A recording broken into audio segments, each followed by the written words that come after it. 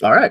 Looks like we are live. Hello, everybody out there who may be watching tonight and who may be tuning in later on. Thank you very much for giving us a listen and a watch. We are playing the 6th session of On the Rise tonight, kind of a D&D 5th edition Egyptian analog, if you will. We have a 4th player, Jeff, who should be joining us hopefully shortly. But otherwise, we have our other 3 players here present and ready to go. This is the first game run under my newly renamed channel. This is the Erasmus Expeditions. So welcome. And yeah, there won't be a whole lot different other than the name on the can. But hopefully they continue to be fun and exciting adventures. But I just wanted to let everybody know that this is an adult game. We have adults that are playing, and there is a tendency for language to get a little blue and topics to sometimes venture into the mature. If that kind of stuff bothers you, please, please, please, please go ahead and leave now. I don't want angry emails and comments later. Go ahead and go away. Yeah, I guess we'll go ahead and introduce the 3 players we do have present, and then if there's nothing else, we'll get started. So, Mike, the overlayless, why don't you take us away? My production value on this side is a little bit lower, but I'm playing Noctos. He is a sand dwarf, desert dwarf from the Rostfin world, Mahan. He is a war cleric of Yabala, the water god, and is really excited to have gotten really close to catching one of his Nemesis clan dwarves last session, but he did slip away, and interested to see where that takes us. Excellent. And Sammy. I am playing Sigrid, and I am a human Jakoshan paladin. We are a Nordic analog, and I was not here last time, so hopefully my character is doing okay, sitting on the boat with all the other NPCs, and we'll just figure things out as we go. Absolutely. And Trevor. Hello, my name is Trevor. I am playing a forest gnome named Rith von Schwarzennomen, for those of you who don't see the overlay. And his policy is usually, what's the word I'm looking for? Diplomacy before combat. So he'll try to talk his way through a situation before all-out assault, which I feel provides a contrast to the other characters. Most of them being warrior types. If I'm a little distracted, it's because my daughter is in the room. She's interactive. Sorry. And yeah. Fantastic. I think interactive is a perfect description for kids. And last but not least, Jeff, who has just joined us. Hello, everyone. I'm Jeff. I don't have my mic.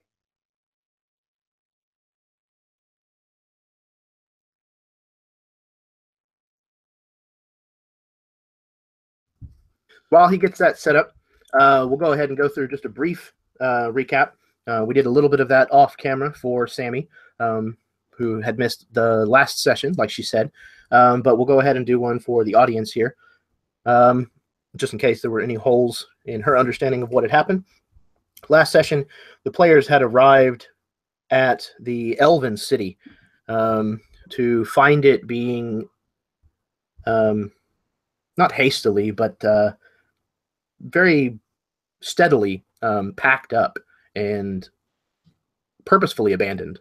And you were told that it was in preparation for the coming floods. And the the river valley itself is so fertile of a place because it floods annually. And the people that live there tend to kind of just pack up and leave, take all of their valuables with them, and move to higher ground until the floods recede back down. And there were a multitude of ships that had sand sailing ships and water vessels that had come to this city to help carry people to other destinations for a price, of course. This is kind of a known thing, and a lot of these captains will come here specifically to make money by letting people book passage with them. And lo and behold, the party while drinking at one of the local taverns happened to notice that there were a few individuals that they recognized here. Some of the sand sailors who work for the captain, Kalibah, who had abandoned the party in the middle of the desert at a tomb. So Rith, trying diplomatically to let them know that he had business with their captain, asked them simply where their captain and their ship were. They told him, and he, along with Jeff's character, I just pulled a complete blank, man. Khalid, excellent, cool. Rith and Khalid made their way down to the docks and found that the sailors had given them poor directions.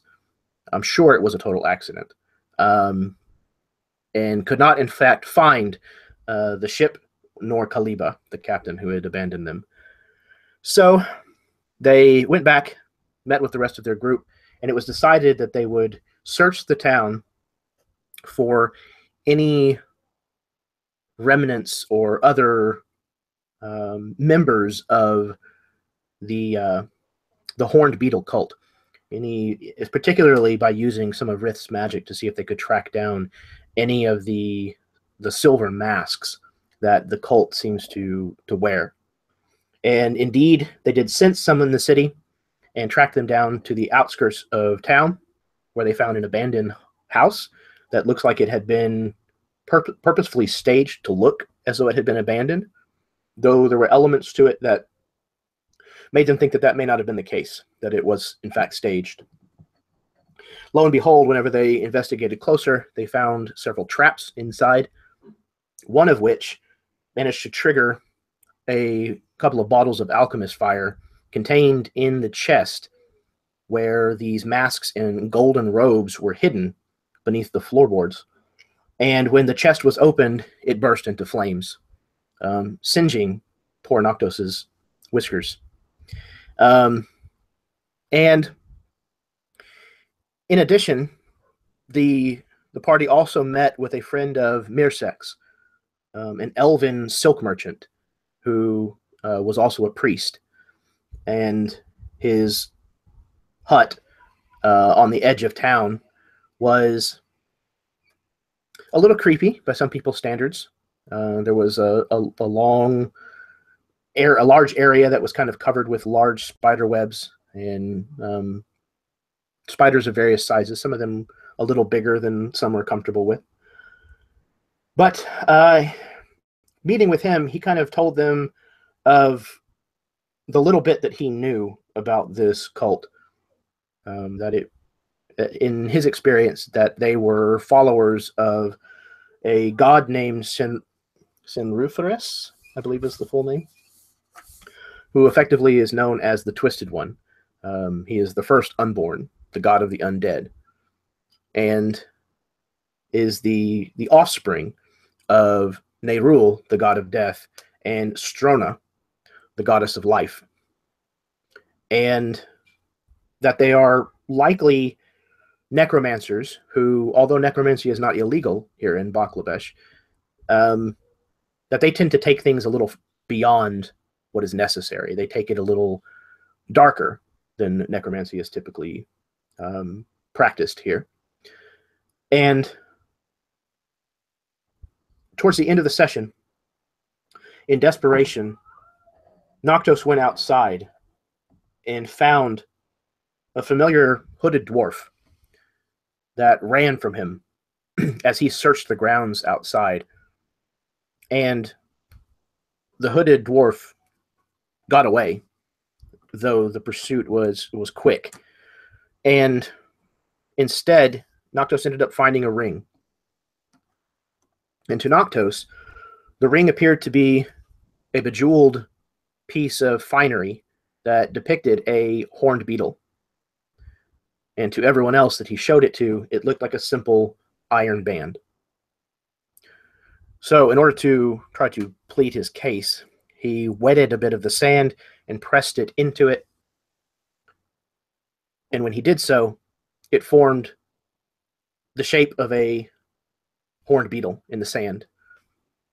And the water slowly drew up out of the sand and formed itself into a horned beetle, which then took flight and flew off to the north. And that was where we had left off. So, Jeff, if you have audio situation rectified. Hello? Yep. Good? Sounds good. Why don't you go ahead and do your intro, and then we'll get started. Helps if I have like the microphone here in front of me instead of like over there. Sometimes, unless you're a ventriloquist. Yeah. Hello everyone, I'm Jeff. On the YouTube channel and Counterbalance. Go ahead and check that out if you're interested. And I am playing Khalid. He is a human rogue monk with a dark and mysterious past of sorts. Just going full edgelord on it, so it'll be cool. Perfect. Thank you very much. Okay, do you guys have any other last minute business before we get started?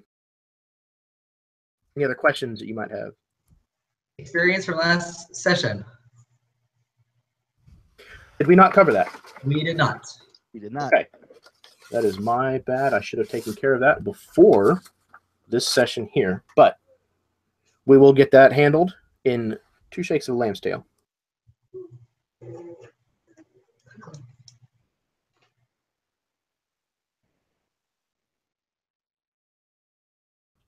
Having to check on a note. That is the correct spelling of it. Sammy.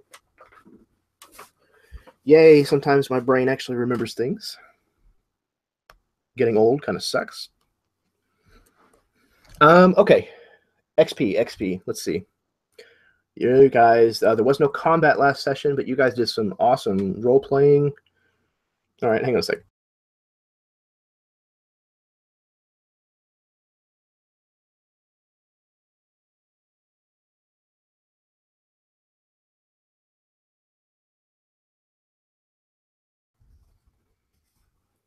We will keep it super simple. Each one of you gains 1,000 XP. Cheers.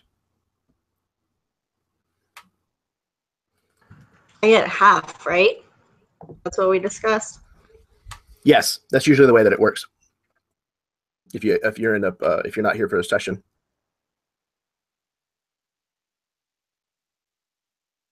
One last question. 2 screens on my display are blank. How do I fix that? You write Google an incredibly nasty email, and you fill it with the largest graphic of a middle finger that you can find on the internet. No. Is that one for you? No. You could just try backing out and then try rejoining. That's what I've been doing in games where it's kind of been doing that to me, and it seems to fix it. You may have to restart your browser just in case. Okay. I'll do that real quick. Okay. See you in a sec. Okay. So, if there is nothing else that you guys can think of, then we will go ahead and get started. Yes, Michael. Noctos starts heading north. Noctos starts heading north. Okay. So, is Noctos heading north on foot, or is he headed back to the ship that is captained by Civis, the sand snake? Well, I don't believe that the water horned beetle that's now flying through the air is going to wait for me, so I'm going to try to keep up with that as best I can on foot. Okay. You start jogging forward, kind of making your way around some of the buildings and things that are still here at the edge of town, though there are not many of them. You quickly exit what you would call the barrier or border of the town. There's no fence or wall or anything like that. And as you do so, kind of trying to keep an eye on this horned beetle as it's flying, it's much faster than you are. And you notice from that direction, there are very, very dark, heavy gray clouds that are rolling in from that direction. And for Noctos especially, this is a strange sight. It may not be the first time that you've seen this, but it's probably the first time you've seen it in a long time. The air underneath these clouds is dark and strange looking, almost hazy in kind of vertical rays coming straight down from the clouds. And as Noctos is chasing this horned beetle made of water, what is Khalid doing? Sorry to put you on the spot there, Jeff. Now, Khalid is probably equally as intrigued in this happening as Noctos is, and would also be following behind, just trying to keep as close of a distance to it as he can, after being a monk and being a human. So if Noctos has any trouble keeping up with it, Khalid would definitely try to keep stride and follow this thing to wherever it might be leading. Khalid, sorry, go ahead, Mike. I was just going to ask if the wind was picking up with these clouds. And yes, I would say so. You're probably running straight into a headwind. And I would take this as like a bad omen, kind of, for the area. Okay. And the horned beetle's kind of going just beelining, right? It's not. So I'm going to stop and call Kalibah back, and I'm going to take out my my warhammer, and I'm going to smash it into the sand and pointing its hilt in the direction that the beetle was going, and say that we should head back to the boat.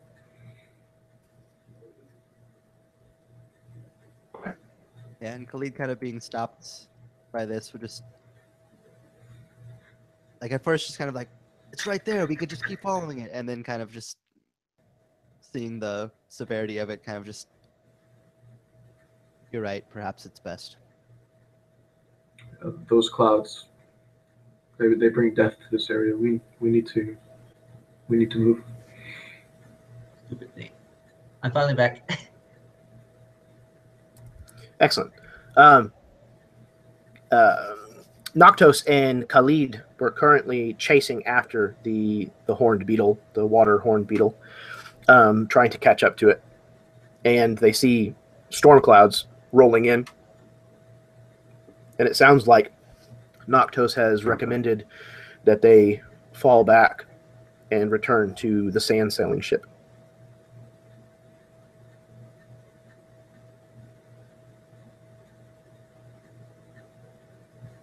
Okay. So, no sooner have Khalid and Noctos turned around and begun heading back to the Elven City. Yes. And I want to put a gold coin on the head of the hammer as well. Excellent. Okay. And you have turned around and have started heading back towards. Oh, that's awesome. Just got a tornado warning. All right. So, life mimicking art here. Those clouds in the distance. Right? There goes mine. What was that, Sammy? There goes mine. Oh, your video feed just go out? No, my tornado warning. Oh, there you I go. won't get one. Yeah, my wife just came in and made sure I'd seen it. So yeah, if all of a sudden you guys just see me just GTFO, just hang tight. I'm sure it won't take long. Anyways, storm clouds, yes. So just about the time that you have turned around and headed back towards the elven town, you hear, before you see or feel, the torrential downpour that begins, for lack of a better term, chasing you back southward, as this sheet of rain just follows you back into the elven city. And it is coming down very, very heavy. The visibility is cut down to a relatively short distance, and it's impossible to be out in it for any longer than mere seconds before you're drenched to the bone. But you make your way back to the ship all the same, and you find people's movements a lot more erratic and kind of chaotic now as everybody kind of runs for cover. Several of the ships are very hurriedly trying to pack up the last bit of cargo and get their passengers on board before they head out. Because while Sigrid has probably seen this kind of rain before, and it's probably not wholly unfamiliar to Rith. Again, Noctos and Khalid, this is a bit unusual unless you've spent much time here in the River Valley during this time of year. And the consensus is that these sand sailing ships would probably have a little bit of a harder time sailing through the sand once it's wet and packed. So, Sigrid, you're kind of standing out on the bow of this ship, knowing that likely with weather like this, that your companions are probably going to be headed back sooner rather than later. Tell me what kind of a sight it is that you see whenever you see these three men running towards the ship. Aside from amused, as they get closer and closer, the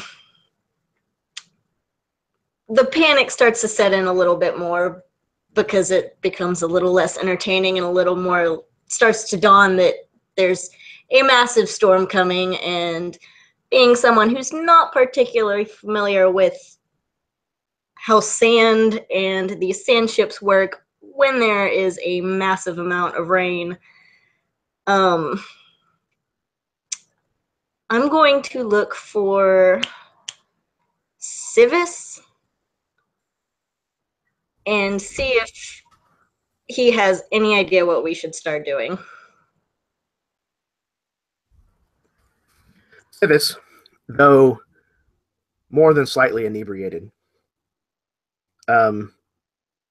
which you're not entirely sure that you have seen him in any other fashion. Well, that's not entirely true. You have seen him very not slightly inebriated at many junctures, thus along your journeys. He is already in action, again, as much as Civis ever gets into action, and is ordering the slaves turned crew to collect some of these downed palm trees trunks that are kind of lying about the city, particularly near the docks here. And he has actually ordered them to start placing them perpendicular in front of the ship, headed through a section of town that he's, at least according to him, pretty sure that the ship is wide enough to fit through. And it looks like his intention is to roll the ship on these logs down to the river itself.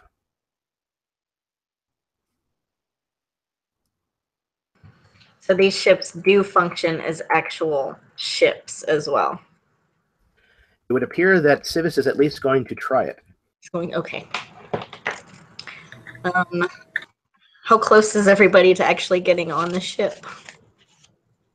I'm here. Oh, for shits and giggles, we're going to say that the ship is actually rolling forward as the three of them are actually running up towards it.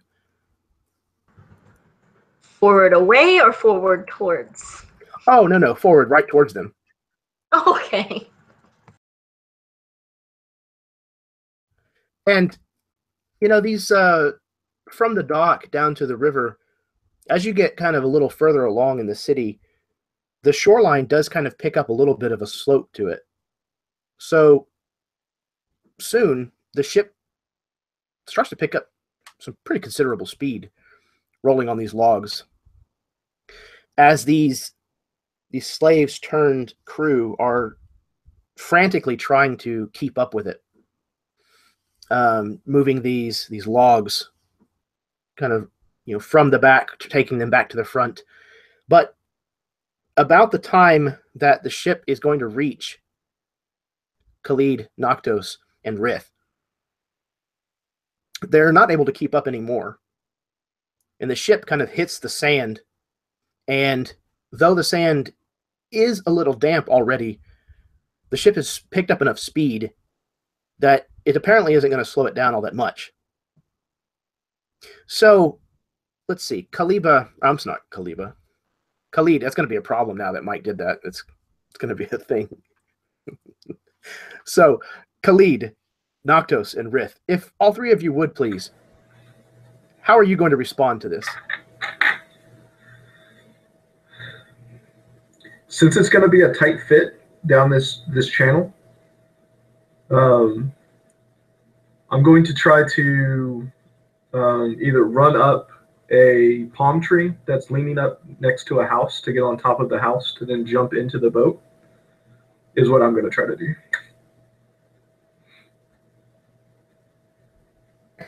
And Rith. First, I'm going to look for any rope that may be hanging off the side of the ship to use to pull myself up. And if in the case that I can't find that, I'll attempt an animal transformation to leap on board. Yeah, I would definitely say that there's more than enough rope kind of hanging off. They unmoored, somewhat quickly. So I would imagine that you could certainly attempt that. Okay, rope it in. And Khalid. How high is the lowest point of the top of the ship off the ground? Probably 15 feet or so. It's a pretty good distance. Or like a porthole or anything?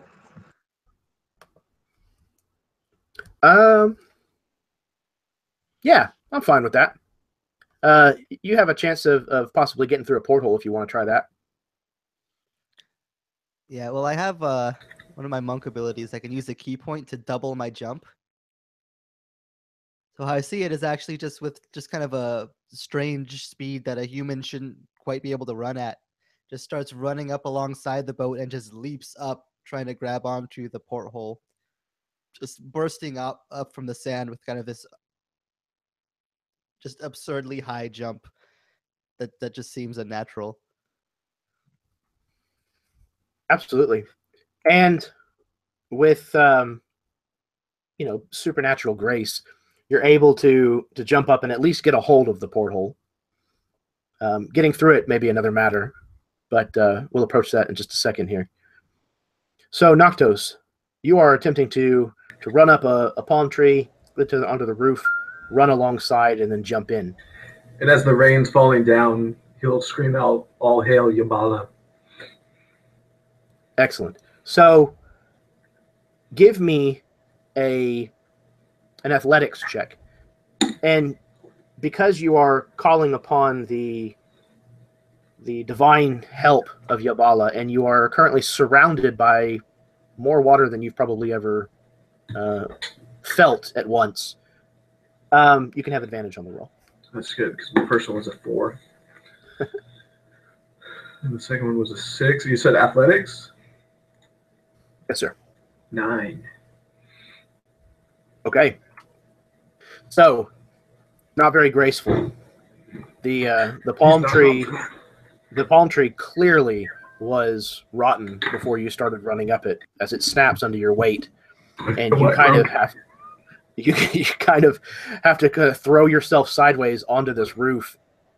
And again, these people, they did this. They made this roof poorly, as some of the beams kind of crack under your weight as you roll, but you're up on your feet quickly and are kind of running along this roof that's not very long compared to the ship. So you're going to need one more athletics check to see if you can make the pretty hefty jump from the end of this roof to where the ship is passing it. So after landing on his knee, Noctos pulls his leg out of the roof in the ceiling. And then he goes and runs, and he gets up on the ledge and then jumps with a 8. Is there anything I could do, like, to maybe help catch him? Yes, Sigrid, please give me a dexterity saving throw. Oh, great. Okay. That's a 4. So, Sigrid, you see this about to happen, and just there's something in you that says, this is not going to end well. So you start running along the length of the ship, trying to get towards the back, as Noctos takes a flying jump off the corner of this roof. And as he's sailing through the air, his chin catches the side of the ship, the railing, and bounces off and falls onto his back in the sand. Just as you reach your hand out to try to grab him, and you don't even come close to grabbing his beard.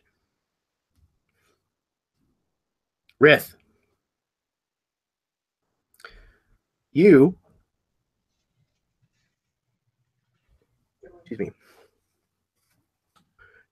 were, what was your approach again? I've already forgotten. Like I said, getting old, man. I'm trying to catch a rope and climb up. Rope. That's right. Did I do a survival check for that? Survival? No. Dang. You can do an acrobatics or an athletics. Acrobatics. Definitely acrobatics. Okay. Because there are plenty of ropes hanging off the side, once again, you may have advantage on this check. Oh, thank God. Give me 2 dice. Maybe I'll actually make it. Unnatural 20. Perfect. So, Rith, you managed to get a hold of one of these ropes, and it even actually has a kind of a stirrup loop tied into the end of it. And you're able to get some of the people on board's help to kind of pull you up as you very securely are able to hold on to this rope and get pulled on board. So the ship continues to sail its way through the middle of town, more or less without incident. There may be a couple of shutters that may not shut when people come home to find their houses. There was at least one cart that you're fairly certain will never function as a vehicle again. And Noctos getting up from his sandy bed is going to go run and jump into the cart that was right next to the one that got damaged and start barreling down the street. Fair enough. So he grabs a hold of the front of this cart and runs about 10 yards or so before he leaps into the cart himself, keeping the downhill momentum that he gained from pulling this cart for just a short distance and making this incredibly rough, bouncing ride as his teeth are kind of chattering together. And at some point, Sivas, you son of a bitch, get back here! Sibis kind of turns around from the helm and kind of sees you, and he kind of waves as you're like passing the ship. And before long, you're a decent ways out front of the ship in your little rickshaw. But that ship is coming, and it's coming fast.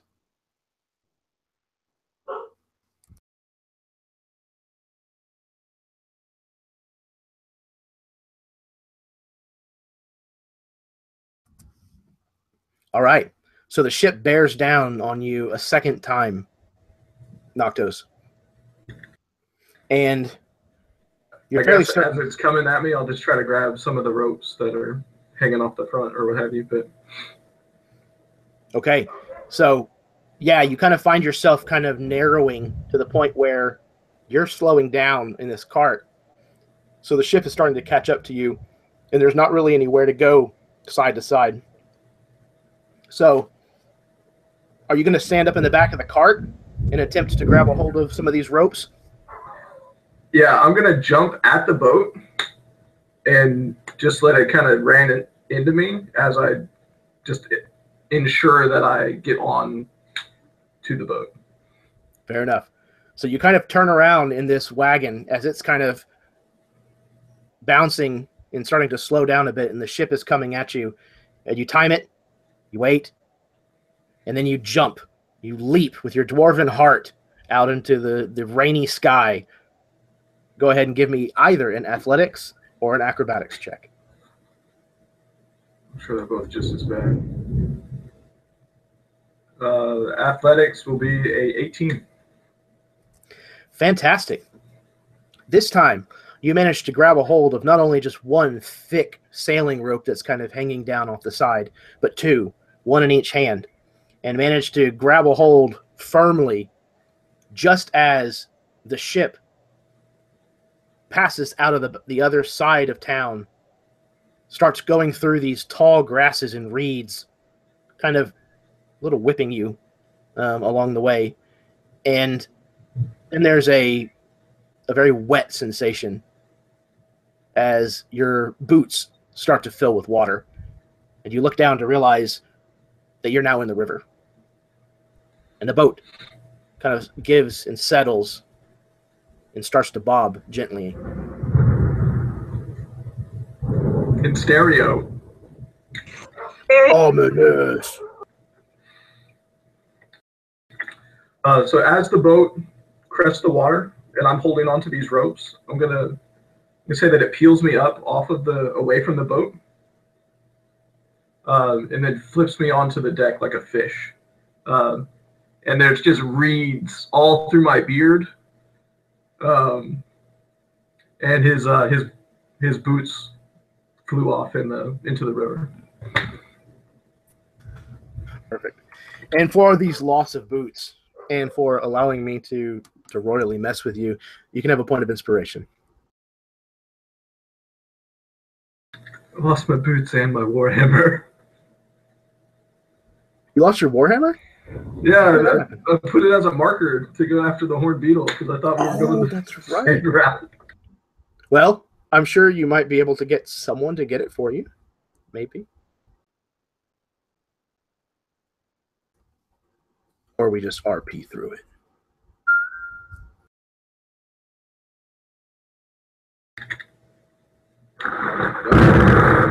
Oh, buddy. That was fun, thank you. I know For those of you, go ahead, sorry, Sammy. I was gonna say, I know it's not the Warhammer, but don't you have at least one more weapon? Just back. Good. Yeah, I have that halberd and I have a crossbow still. Can't you just I have throw like- yourself? Okay. I have like 7 daggers if you need one, so. Don't use those elf weapons. Ooh, Those are weapons for children. trash talking. That's a toothpick. Okay. So, as discussed before, Mirsek had informed you that he was going to be returning home. And he, whether he had been persuaded one way or another, is not with you now, as you apparently are now on your way. And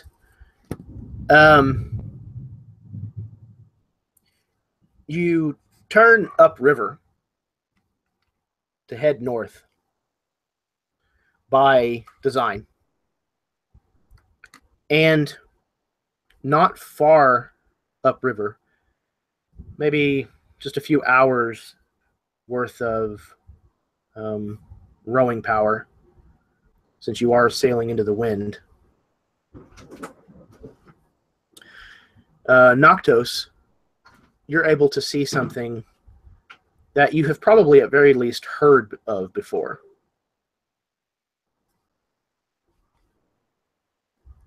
Hang on just a sec.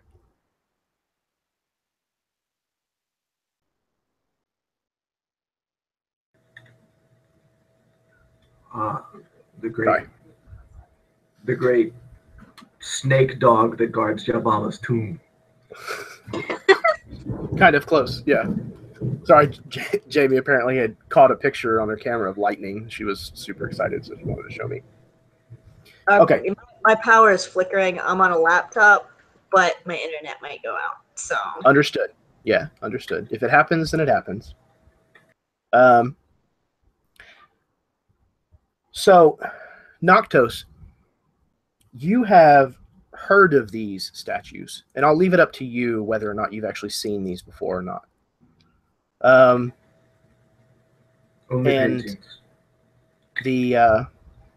in Khalid, if you have visited this river valley, you may have seen these as well, but probably not.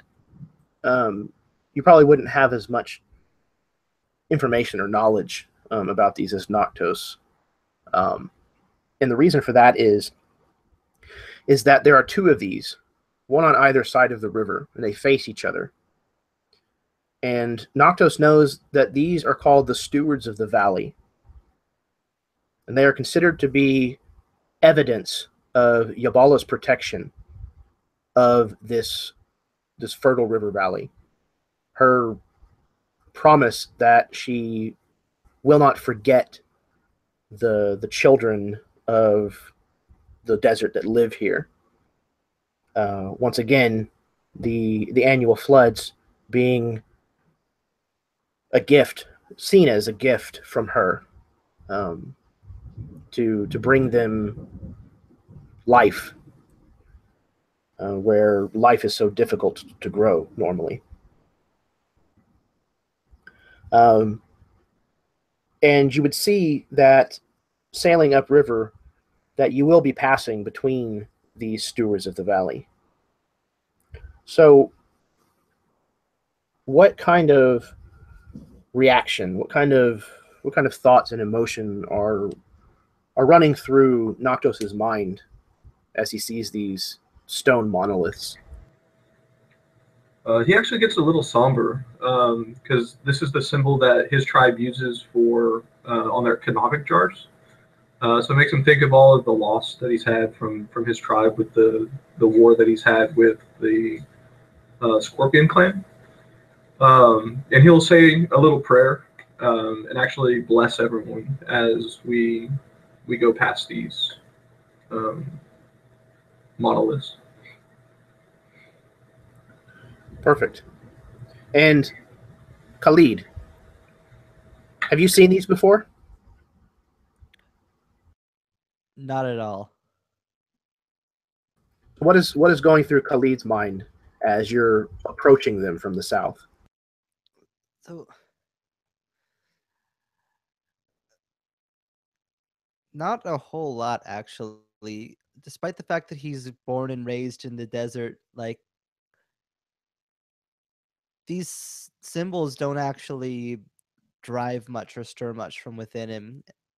And he kind of looks at them more as impressive displays of architecture, more so than any sort of divine symbolism or protection. So he just kind of looks at the statues kind of glistening in the rain and the storm, and just kind of like nods as he kind of just admires what they are as far as construction, but there's not really a whole lot there as far as any sort of deep meaning that is created. Sure. Okay. And Sigrid. What is Sigrid's reaction to seeing these? I'm sure she finds them impressive too, as far as just kind of their size and scope and what they are. But she does feel, at the very least, while she doesn't necessarily follow this god, appreciate that obviously it's very important to these people and to Noctos. So she's just kind of not somber, but she understands and she's appreciative of the blessing that Noctos is bestowed upon everybody. Fantastic. And last but not least, Rith. What kind of a reaction is he having to seeing these?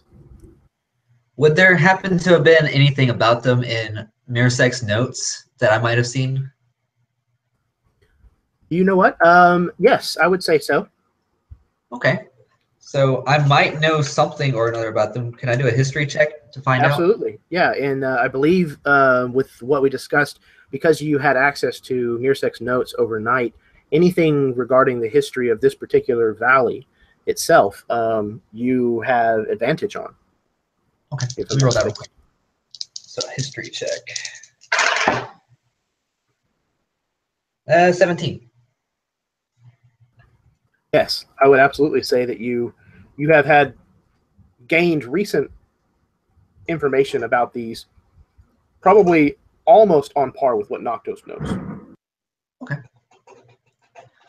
So Rith's reaction to these monoliths, he's not quite surprised by their size. I mean, everything's large compared to him, so really large objects, whatever. But he does take a fascination to their makeup, the fact that they're carved from whatever they're carved out of, stone, Yes, marble, stone. Yeah, Takes a lot of blocks of stone. Okay, takes a lot of work to do that. So he's appreciative of that. As for the symbolism that they have, Rith doesn't follow this god, but he does follow some sort of deity, whether he knows exactly what the deity is. So he's appreciative of what they represent, that they represent something to someone somewhere. Fantastic. All four of you may have a point of inspiration. And I would imagine that at least the solemnness that it sounds like, the reverie that kind of falls over the ship, at least for the four of you, and likely most of the crew as well. Probably less so for Civis, if he has even noticed these enormous stone beings sitting on the edge of the river. But I imagine that the mood may somewhat shift. And the reason for that, I will reveal if all of you would please give me a perception roll.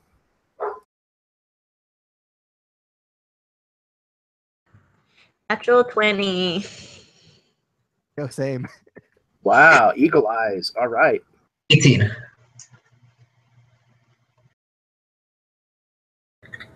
Non-20.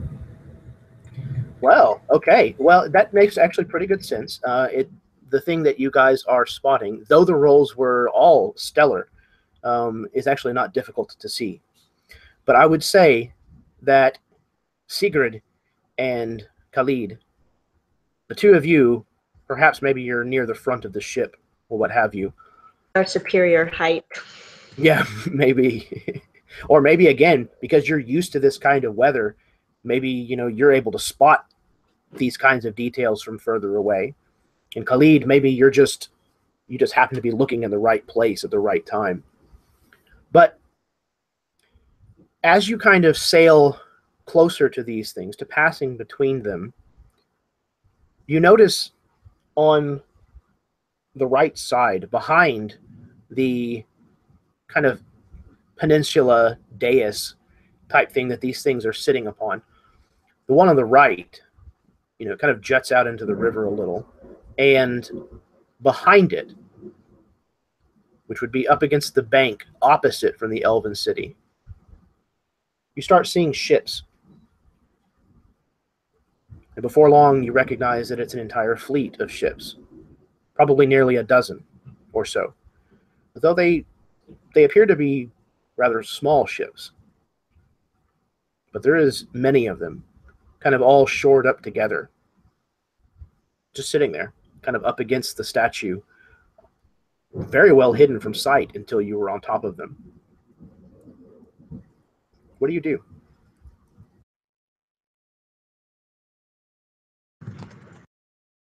Do they have any kind of like banner or sigil or anything on them that we can see? Their sails are currently taken up, and you do not see any other form of banner or symbology other than that currently. You can tell that they probably have it on their sails, but as of right now, you can't tell it because it's all rolled up.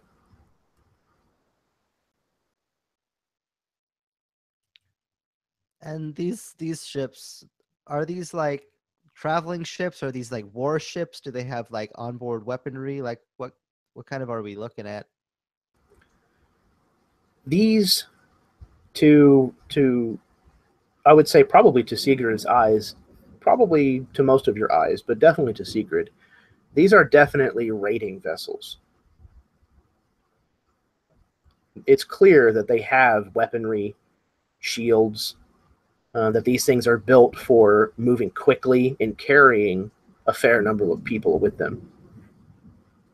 They sit pretty high in the water right now, but it looks like their cargo spaces are probably pretty large to accommodate, well, pillaging. Yeah, and Khalid kind of like maybe like climbs up halfway up the mast to kind of get a good field of vision and a good vantage point, and just kind of yells to everybody else, raiding ships on the bank.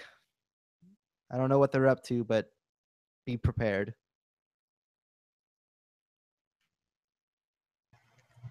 Rith shouts back, "Hey, be quiet. We don't want them to notice us." We're in a giant boat sailing down a river. I'm pretty sure they noticed us. I think it's a little late for that. Shh.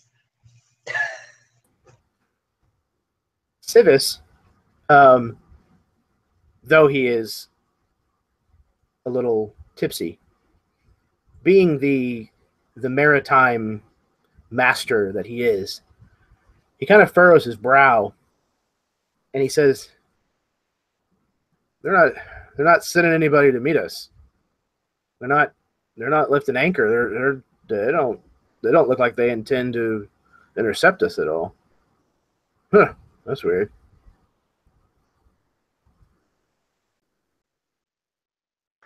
Are they going to raid the city while everybody's gone?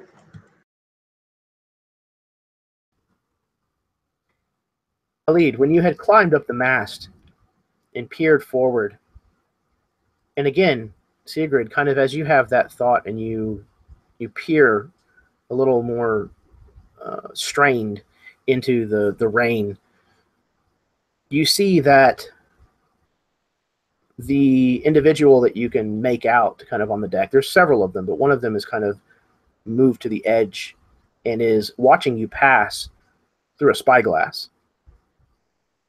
Kind of looks at you, looks at your ship for a long moment, and then in fact does turn the spyglass back towards the city. The two of you, if you would please, roll me intelligence saving throws.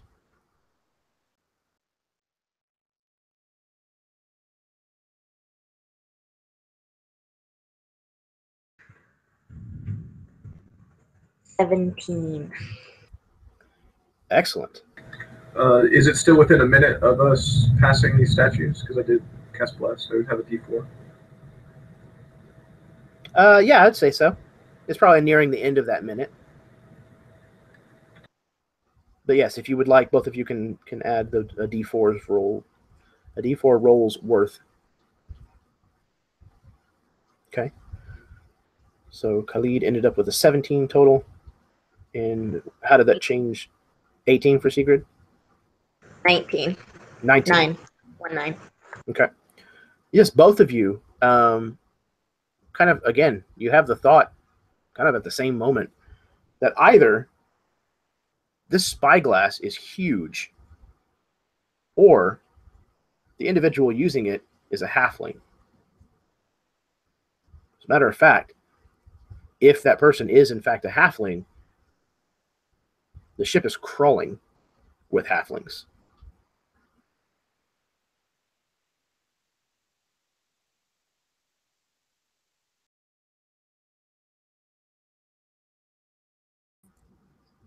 Rith, why don't you make another history check for me, with, if you would, please? And again, this has advantage.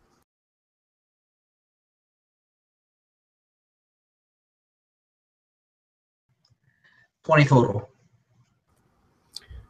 So, Rith, why don't you tell me about the difficulty that the River Valley has with halfling river pirates? How about with any short person?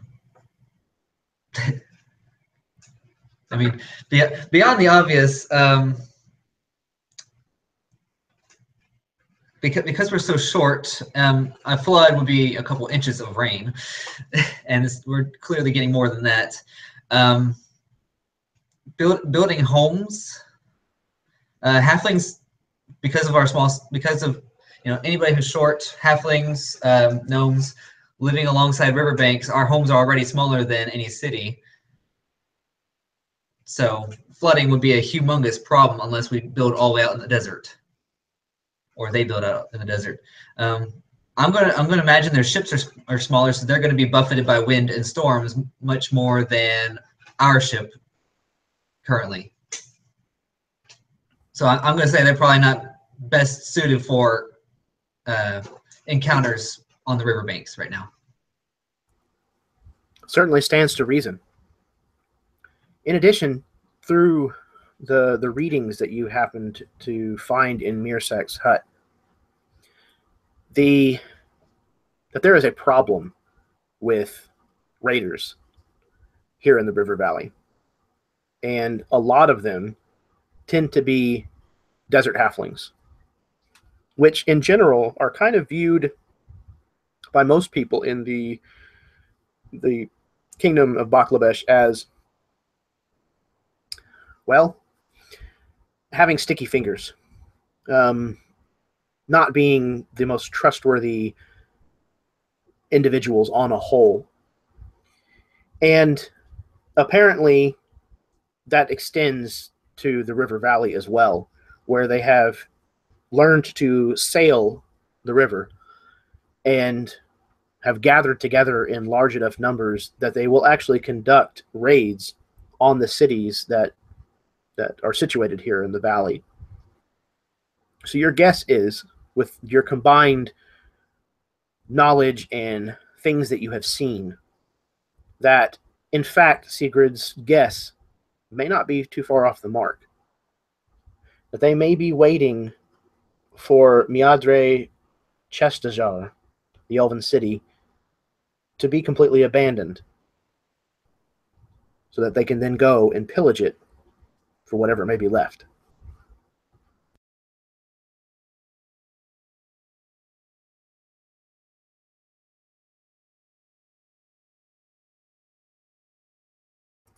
What would you like to do? 12 ships worth of halflings.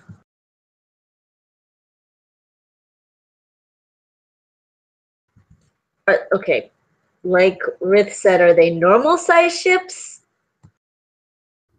No, they are smaller than your ship. They're not comically smaller than your ship, but they are certainly smaller than your ship. Any good area spells we can throw at them?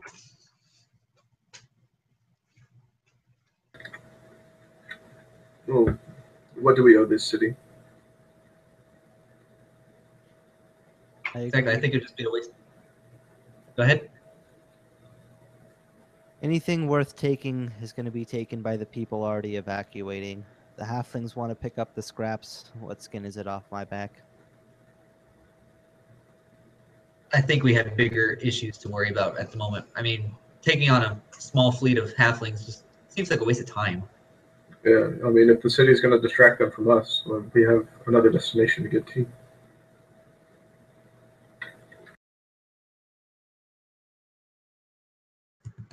That's fine.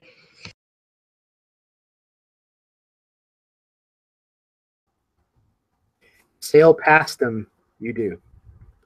You row right past them. They don't send any ship out towards you. They do keep an eye on you through that spyglass.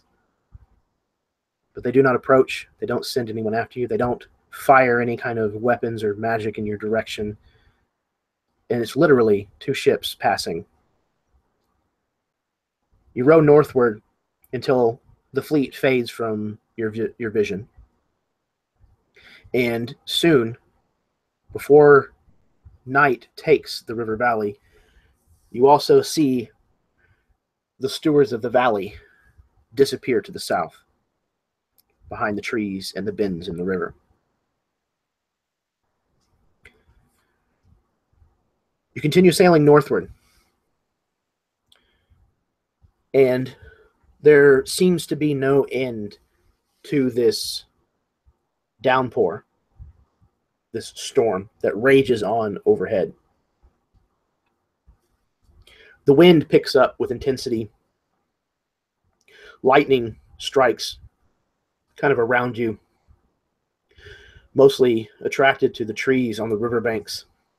Sometimes some distant dune is stabbed with a fork of this brilliant energy from the sky. But here on the water, oddly enough, you seem to be mostly safe. It seems to have other business than with you. And though it is incessant, eventually there is a break. Sometime you're guessing around the middle of the night.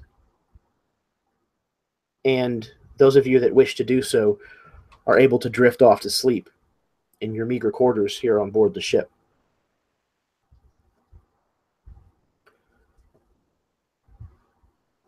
It's one of you, whoever it is. Tell me how you were woken in the early hours of the morning.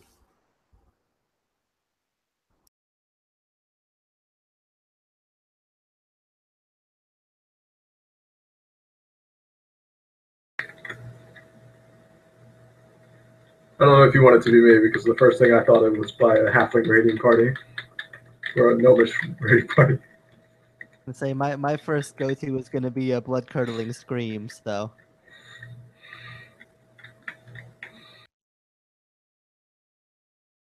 Everyone's so violent. I would have been woken by the sound of silence as the storm came to a calm. I was gonna say something like the storm got really crazy or really dead too. Okay.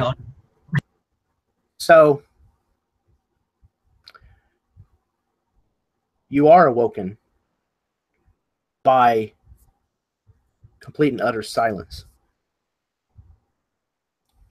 Kind of an odd sensation, as you haven't really heard anything that quiet, at least for probably the last day.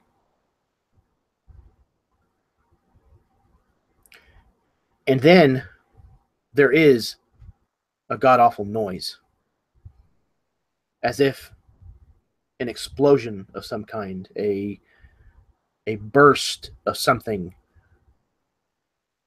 goes off nearby, very, very close. And then there are shrieks, screams of terror. And as the four of you make your way back onto the deck of the ship, you see that there is a fire raging near the bow of the ship on this top deck. But apparently, you weren't quite free of the lightning as you had thought. And though, sadly, Michael, it's not halfling raiders. A little bit of bolt of lightning may have to do. So, are we deafened from the strike? Is that why it's so quiet? Well, I was going to say it was the center of the storm, and now you have sailed towards the other side of it. But, you know, since you're throwing my ideas my way, yeah, let's go ahead and get con saves from everybody. You're welcome. What? Constitution saving throws. I rolled a 1 on a con save. You? No way. 7. 20. I'm going to use one of those inspirations that I've got stored up here.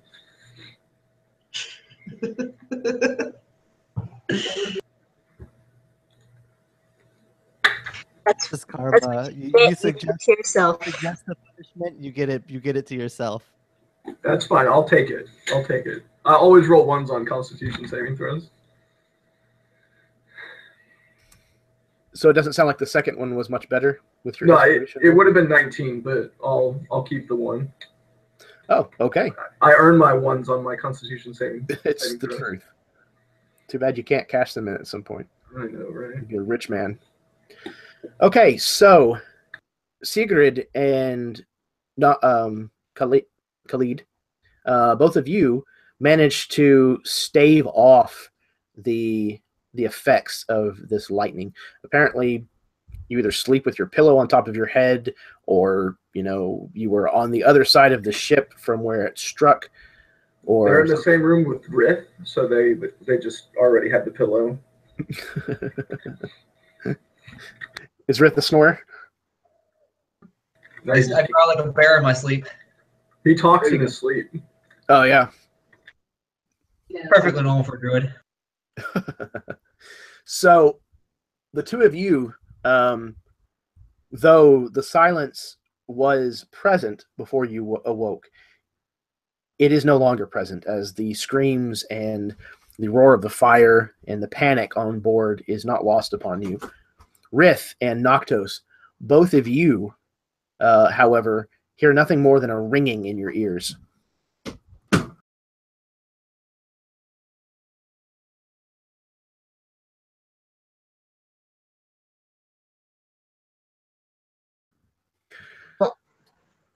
Go ahead. Shouldn't we start doing something about the fire, regardless of whether half of our party is deaf or not? Maybe a good idea, since you're on a wooden boat. Are there buckets? Because the only thing I can do is get a bucket and some water. Yes, there are buckets about, and there are plenty of water around, just within an arm's reach. Then that is immediately what I start doing.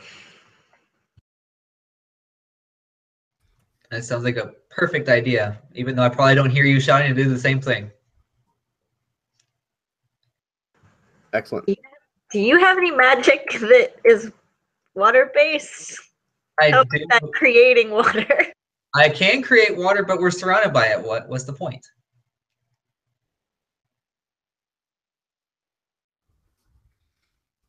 Fair enough. Faster. So, two of you at least get to work, and okay, Khalid as well. 3 of you get to work. Noctos as well. Okay, all 4 of you, in addition to several members of the crew, get any vessel that you can find that holds a fair amount of water, and are dipping it into the river and dousing this fire at the front of the ship just as quickly as you can. Before long, it becomes apparent that it's better to just form 2 lines effectively, and just a fire brigade just pass the buckets down full of water and then pass the empty ones back along the other line and refill them. And before long, you kind of fall into a rhythm as you're fighting this intense blaze that, despite the downpour of rain that has been happening for a while now, is stubbornly burning on. But within several minutes, you manage to get it under control, and the fire is out. The smoldering embers are likewise doused to the point where they are no longer glowing orange. And little more than wisps of smoke are now rising from the spot on the deck near the bow that is now a large charred mess, probably a good 10 feet in diameter or so, encompassing most of the bow of the ship, at least on the deck. You're not certain because of the heavy rain, but you think that Civis may be crying. First is going to show a little bit of concern about Civis for a change. See if he's all right. You think that he'll probably be okay in time, but he's certainly taking it pretty hard.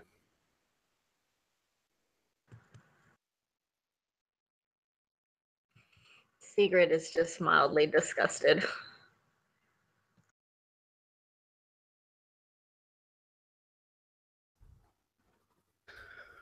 Very well. You sail on, and though the storm is bad again today, you're either getting used to it or it's not quite as bad. And before long, beyond where the rain has made your vision kind of hazy and the visibility is low, you can see dark shapes ahead on the horizon. Large, pointed, dark shapes, kind of grayish or purple. Sigrid, I would think that being from where you are from, and again, being used to being in this kind of weather, not infrequently, you recognize these as mountains.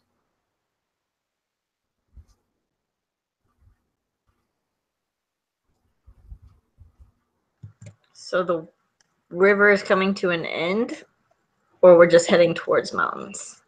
You have been heading upstream. So it would appear that you are headed to the source of this river, perhaps. Okay. And though Sigrid though Sammy was not here for the conversation, I think Sigrid was probably with them when they had the conversation with the silk merchant, the elven silk merchant that was a friend of Mirsek's, who told you that his understanding of this cult was that they definitely came from the north, and that north in the mountains that there were all manner of old temples and things of that nature that were used long, long ago and have since been mostly abandoned, and that it was very likely that if they were indeed organized and as powerful as it kind of seems like they might be, that they're probably hiding somewhere. The large percentage of them would have to have a headquarters, and that some of these abandoned temples may serve as such a place.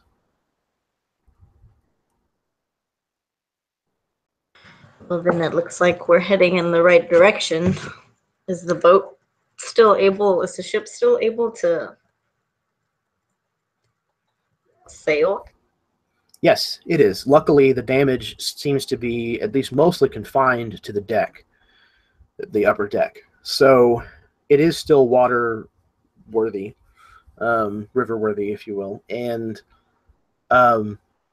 the portion of the cargo hold, if you will, directly underneath that area has had to kind of be rearranged somewhat because it no longer is watertight by any stretch of the imagination. But with a little bit of care and caution, it doesn't seem like it's going to impede your travel, at least.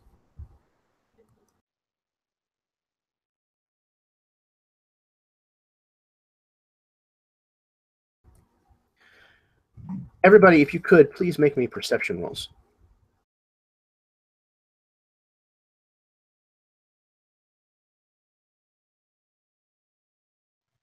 Eight. 17.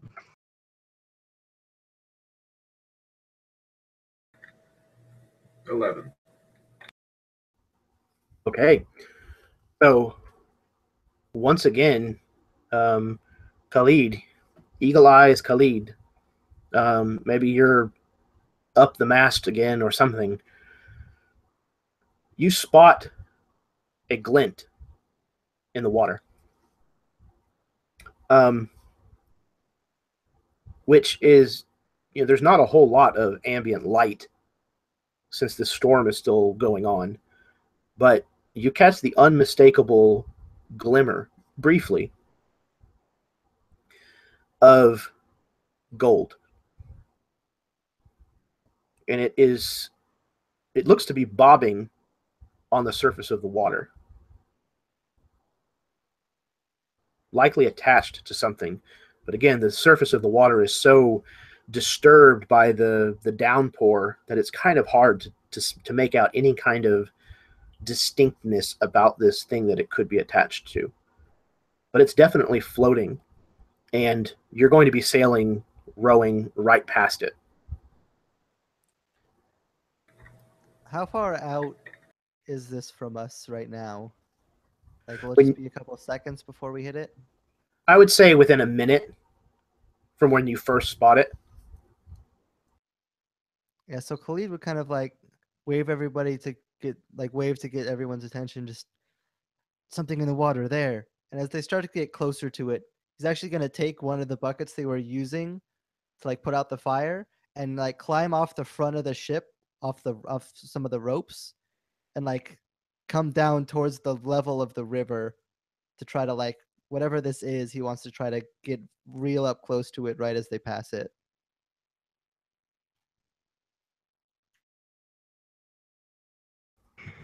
I'm gonna go towards his rope just in case. Being Mahan, can I sense that it is actually gold, or is it just golden color? It is actually gold.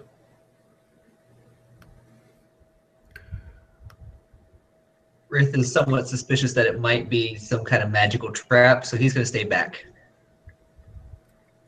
Fair enough. So you sail closer, and Khalid, you are hanging off the front side of the ship,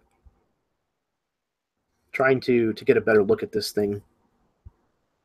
And as you sail closer,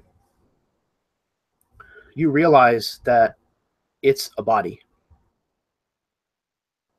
At least it's most of a body. It appears to be missing everything from about the waist down, and has entrails kind of somewhat drooping out from behind it and disappearing into the cloudiness of the water. And the gold that you spotted is a decorative bracelet that's on this individual's wrist. At this point, it's hard to tell race or gender. It's dark of hair, which is very common in here for most races in this area. And your guess is that the gray pallor that the skin has taken on is probably not its natural color. That it was probably bronze-skinned, much like yourself and Noctos. Yeah, so what do you do? Do we have a net on board? Sorry. If we would actually toss the bucket, perhaps back up onto the ship, perhaps it just goes into the river. He doesn't particularly care. But he actually, with the hand that's not on the rope, would actually grab this torso and a head of what used to be a person by the wrist and just kind of like using the hand with the rope to like slam on the side of the ship, just like signaled to pull him up. And other people might be a little, it might be a little gruesome for some people, but Khalid seems basically unfazed that this is half a person. Well, then I'll start pulling on his rope. Okay, so Khalid and Sigurd, would both of you please give me a strength check? 12. Modified 20. Excellent. So, Sigurd, you start hauling Khalid in. And Khalid, you manage to hold on to this incredibly waterlogged half of a person, which seems to weigh almost as much as a full person, just with how much water that this thing has taken on and how bloated it is. With some help, you manage to get back onto deck with this gruesome catch. And after a couple of moments of discussion, you realize that this probably at some point was a half-elf, maybe a full elf.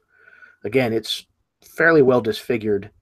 The denizens of the river have had at least some of their share of the soft spots of this individual's face and innards. And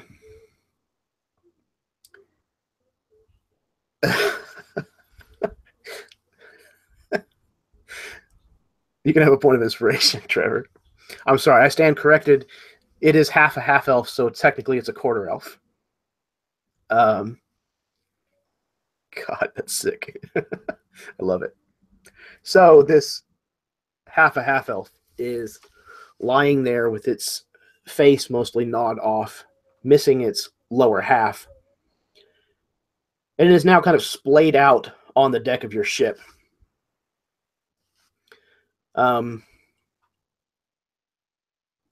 Yeah, what is we have already established that Khalid is mostly unfazed by this, but what is the reaction of the other three of you? I'm sure it's not the first dead elf everyone's seen.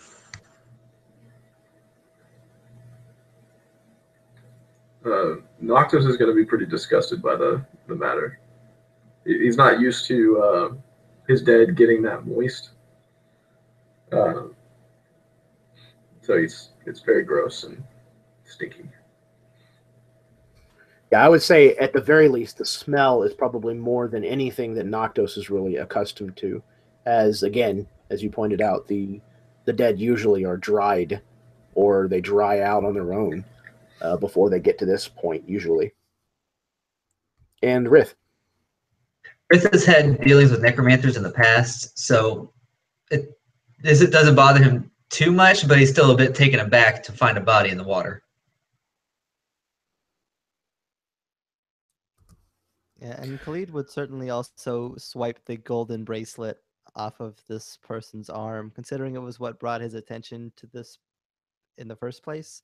Maybe it has some sort of identifying feature, a name or a symbol, something on it that might give us some sort of identity.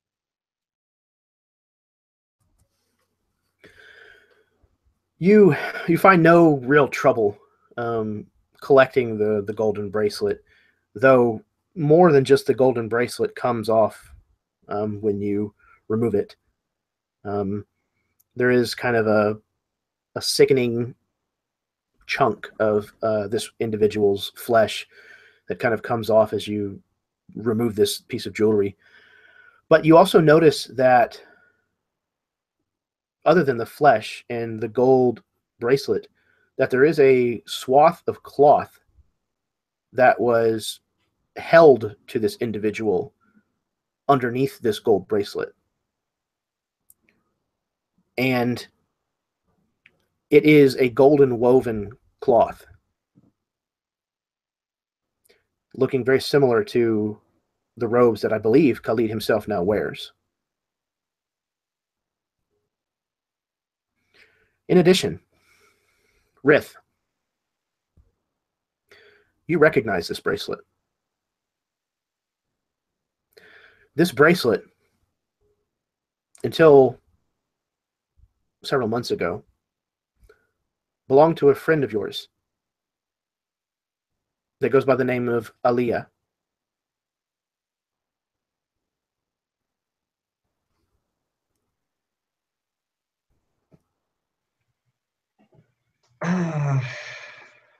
That was unexpected. So, not sure how she turned up here of all places, but I believe this belongs to a colleague of mine that I watched whisked away by a group of necromancers some years back. Her name was Alia. Ritz's going to approach Khalid and ask if he may see the bracelet. And Khalid would definitely be sure to scan the bracelet before handing it over. Like, he would give it to him, but he would get a good look at the inside and outside of it before handing it to him. Okay, Rith takes the bracelet, turns it over a few times. Describe the bracelet for me again. It's definitely an ornate bracelet. Can you turn down your volume just a bit, Trevor? Sorry. Get a little bit of feedback. It's okay. It's definitely an ornate bracelet for somebody of Alia's station. It's definitely something more that you would see on a lesser noble, probably, at least from the area where you're from. It doesn't really have any engravings or particularly identifying marks on it, but it's undeniably Alia's because you've seen it many times before. She wore it all the time. It was a gift from her mother, is what she had told you, at least. It has, and the thing that now kind of strikes you, having seen it again, is that though you are not from these lands, from everything that you have seen since you have been here, the design of this piece of jewelry is definitely from Baklan lands. Didn't know much about her family till now. Thank you. All right, so this is a gift from her mother, and she wore it a lot. She was certainly attached to it all the way to her death, it would seem. But she was attached to it, all right. Very attached to it. She didn't want to let it go.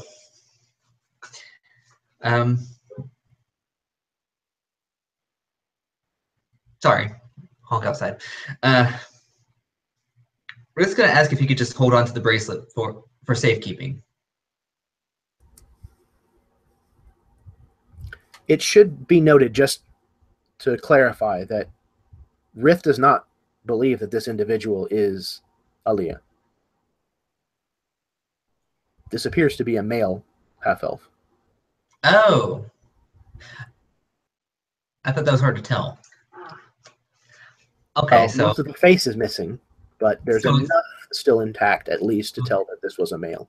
okay, now that it has been clarified, it is certainly her bracelet, but it was not her wearing it. Okay. I see. Still gonna hold on to it though. Are you sure it's not a family bracelet? No, I'm pretty sure it's not a family bracelet. It was a gift. Yeah, and the distinguishing thing in Rith's mind is that one of the stones that was inlaid into this bracelet is missing. Yeah. And it was missing the first time that he saw this. Every time that he saw this, it's always been missing. And the same Makes one is sense. missing now. Makes sense. She was a researcher just like me, and doing field work and wearing a bracelet. You know, you're gonna lose gemstones no matter what you do. chipped it on a rock or something like that. They have a point of inspiration, Trevor. I'm just gonna rack those up. I thought there was a cap on those. How many are we supposed to have? There's a cap of 4. Ooh, well, I'm at 6 now.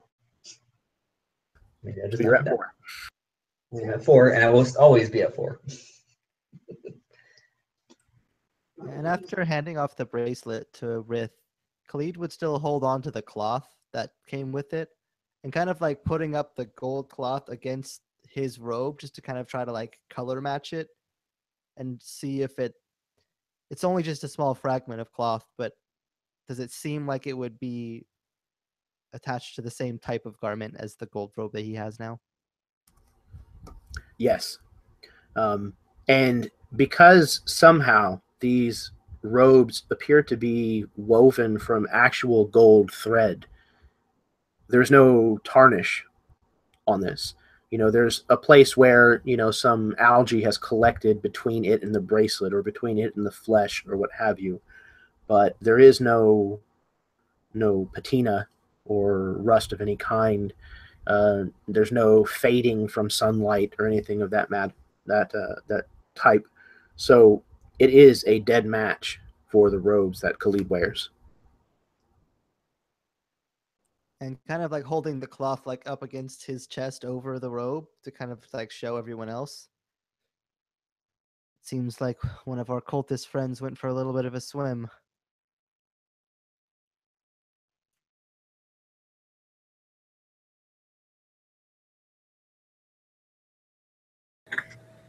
What kind of research did you say your friend was into?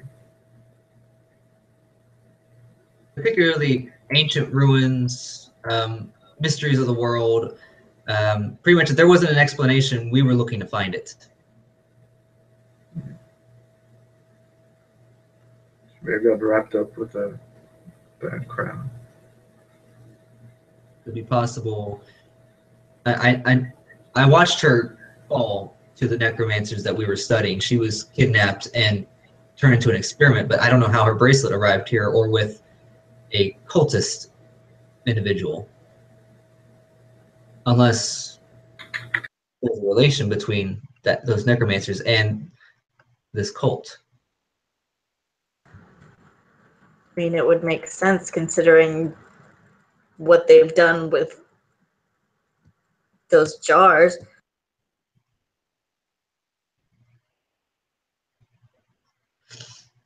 I suppose all we can do at this point is keep pressing onward and find out.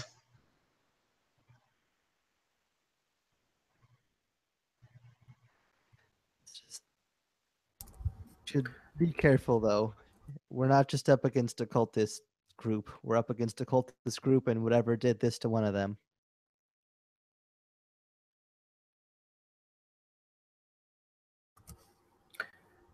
And press onward you do, continuing to row northward up this river as the late summer rains continue to hammer this river valley around you. And the mountains looming on the horizon up ahead grow steadily closer. This is where we're going to go ahead and take our break. So in about 10 minutes, we will be back, and we will continue with session 6 of On the Rise.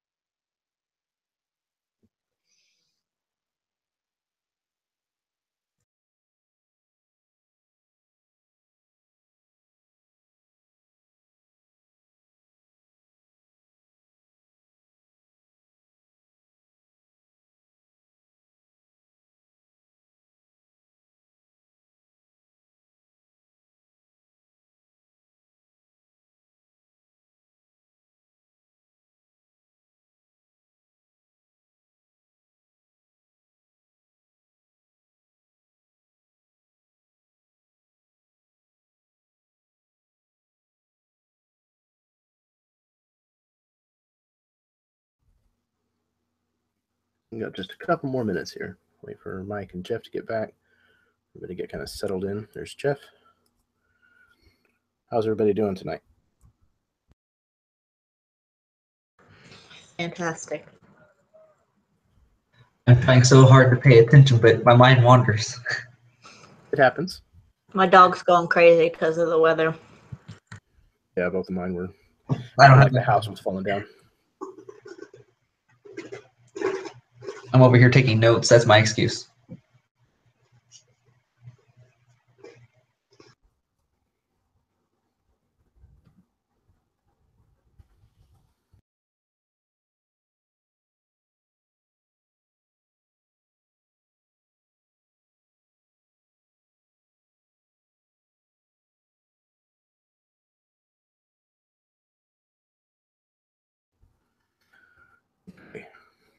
Like everybody's back.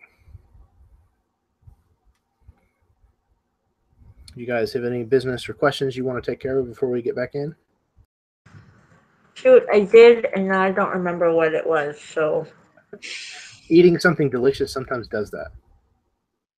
Have y'all been to Chinese?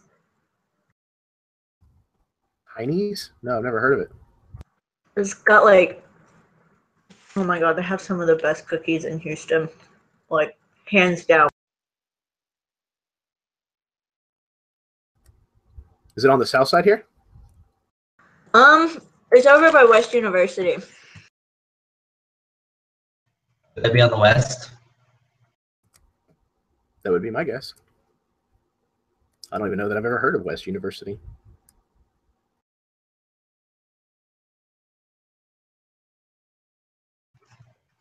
I overlaid this again. It's like Rice area, kind of. Yeah, that makes sense. Like Rice Village? Yes.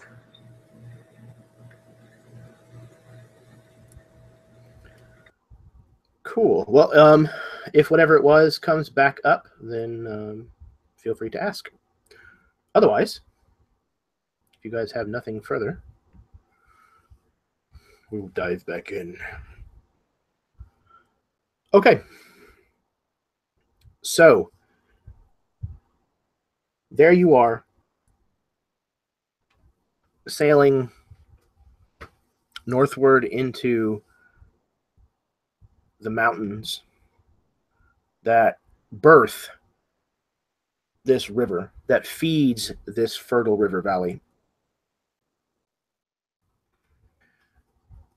And the rains continue without showing much sign of stopping, though they have slackened enough that it's not quite as uncomfortable to be on the upper deck. The upper deck, where a large portion is burnt to a blackened, charred crisp. And elsewhere, there is the bloated, rotting remains of a half elf who bore this bracelet that Rith recognized belonging to an old friend. So, as you're making steady progress northward, where is Sigrid's mind? Where's her mood currently? Fairly sour, especially with all the necromantic things that have been implied. She will be happy to be on land again, but bodies are racking up really fast, and it's like not a happy place. Very true. And Khalid.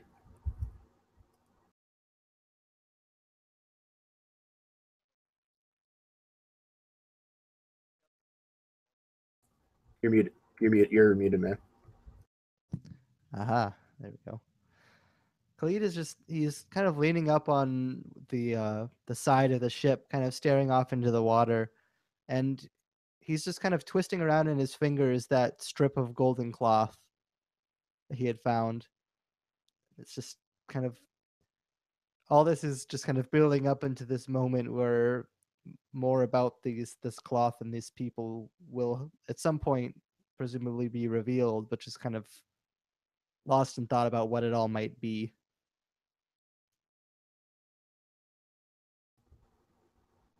Rith. Rith is looking over the bracelet some more. His mind is preoccupied, trying to make the connection between the necromancers who took his friend years back and the showing up of the bracelet, and the possible connections between that group and this cult, if they're not the same.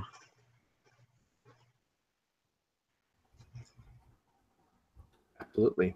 And Noctos. I think at this point, Noctos would be pretty close to the stern of the ship, with the majority of his clothes off, just soaking in the rain. Just getting as close to Yabala as he can. This amount of rain is very uncommon for him. So it's probably the closest to his god he's been in a long time. Very spiritual moment for him. Yeah, I would say so. And it's probably also the cleanest that Noctos has ever been, as the Mahan do not typically bathe, ever. So in this moment, the phrase "cleanliness is next to godliness" is probably a very apt description of Noctos's existence. And his skin tone goes 3 shades paler. Probably. The coloration of the deck beneath him, on the other hand, has darkened 3 shades. Absolutely.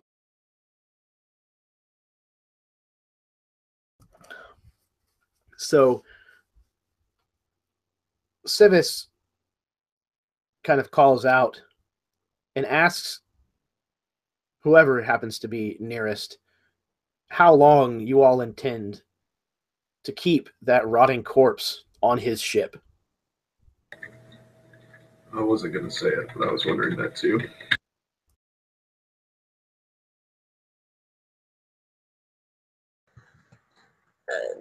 There's no reason to have this on the ship anymore. Well, Khalid, you brought in a hoard. We don't need it anymore. What are you going to do with it? And Khalid, without responding, just takes what's left of it and just hucks it over his shoulder into the river. And you return the half elf rather unceremoniously back to whence it came. And before long, it floats and bobs its way out of your lives and out of your vision. And you continue onward. And somebody, give me a volunteer, if you would please. Me. Rith, at some point during this latter half of the day, as you're sailing onward, you spot something strange along the bank. Oh. In what looks like probably a natural, I don't know what that would be called, but basically a back current where, you know, a feature of the landscape happens to cause the water to kind of slow and churn in an area off against the bank. There is a large collection of white sticks, like bleached wood. Look like bones? On second inspection, yeah. Yeah, you're pretty sure that they're bones. Would I be able to tell what kind of bones they are, or just bones? It's kind of hard to tell from this far off, but being a druid, your guess is that it's a mixture of different animals, most of them large. Things like cattle, humanoids, maybe even a troll or an ogre. Quite possibly rode down the river to this point and then got caught in that vortex. Yeah, that's your best guess. It just kind of floated here and then got deposited. Well, no surprise, really. Considering we know they've tampered with undead in the past, I'm not surprised that we're seeing bones, possibly remains of their dealings. Do the rest of us become aware of the bones? As Rith mumbles out loud to himself, yes. I think there's something in the water. Everyone roll perception checks for me, please. I'm using the green eye this time. Purple one screw me. 11. Better. 14. 13. Can't stand up to evil eyes. 16. All right. So Noctos this time, and naturally, the eagle of the desert, Khalid, notice a rather large shape in the water, just as Sigrid has said that there must be something in the water. You see a dark shape ahead of you, and it probably makes sense that it was the two of you that noticed this. It looks like a crocodile, though this is an incredibly large specimen of crocodile, easily the length of your ship. And it is floating down the river, more or less in your ship's direction. And you see pretty much just the top of its head and nostrils in the water. We may have thrown that body off the ship too soon. And not many things, kind of stop Khalid in its tracks. But this certainly would. Just seeing this like ship-length crocodile, he would just almost be caught. Like he hasn't been near water much at all through his life, so this is already a new experience. And like seeing this creature is just like, what the heck?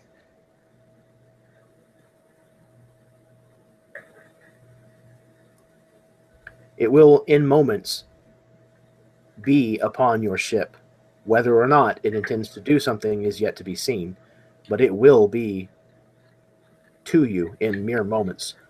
I'm going to call out for Civis, or whatever his name was. Yes, Civis, to make sure that he is well aware that this is coming at us. He kind of nods along to you saying that, but you get the distinct impression that he has no real idea what in the hell you're talking about. The word crocodile seems vague and nondescript to him. You may as well have just said Volkswagen. How about large reptilian creature in water? It's a good word. Mersek. Big Mersek.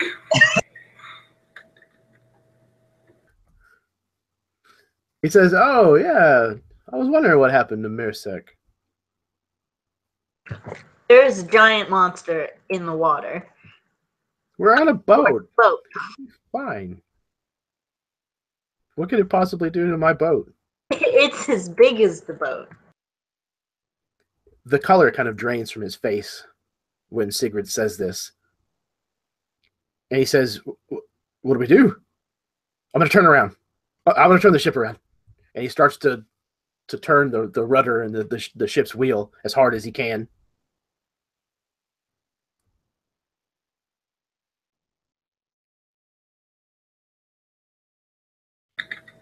I'm on board with this idea.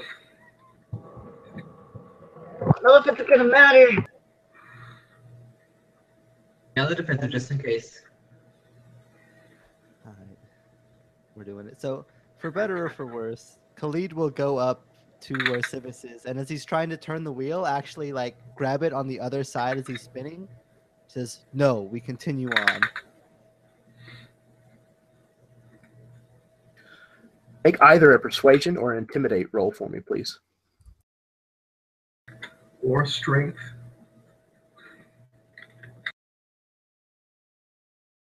All right, that is a 12.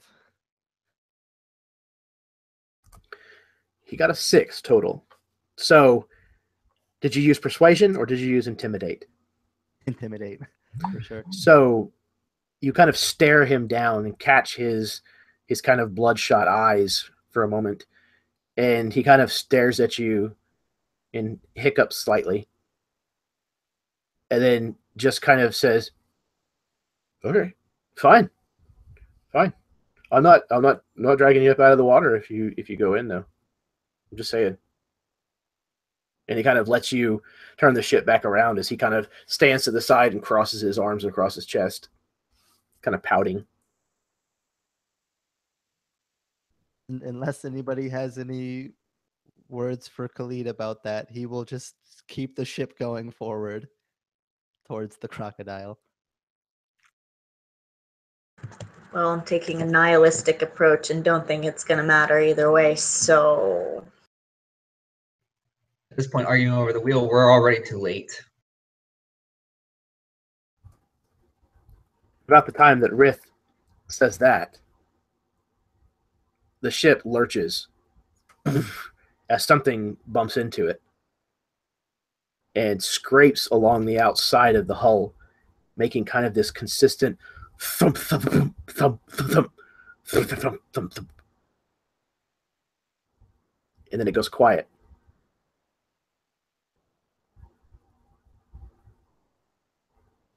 You have to make sure it's not turning around. I'd like to go below deck to make sure we're not taking on water. Yeah. You go below decks, and no, it does not appear that you are taking on water. If there was damage done to the hull, it was likely surface damage, superficial. But Rith, you do see that it is turning around.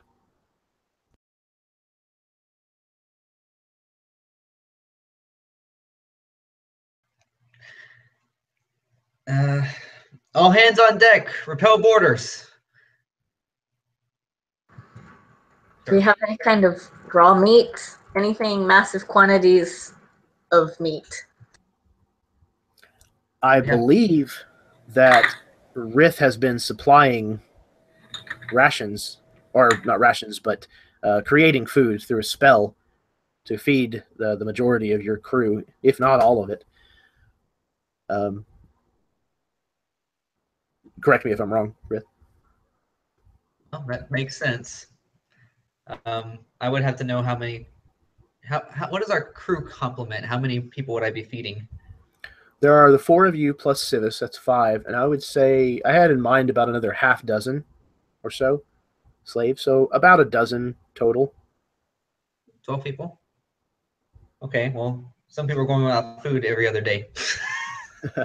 I imagine then you probably have some rations that you are Yeah, supplementing with. Yeah. But it would probably be salted meat, not fresh meat.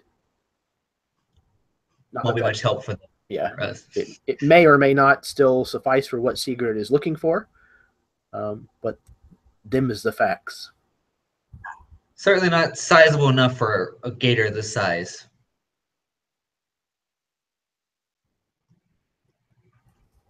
Any other options? Comes up along the other side of the boat, now swimming in the same direction that you are headed, and thump, thump, thump, thump, thump, along the other side, kind of pushing you back the other direction and causing Khalid or Civis, whoever currently has the helm, to slightly have to recorrect your path.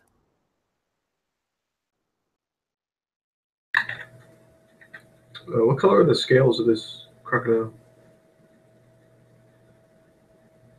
Peering over as it passes a second time, you can see that it's passing somewhat deep in the water, so it's a little difficult to get a good look at it, but you are able to see enough of it to tell that it's kind of a pale... Hold on a second here.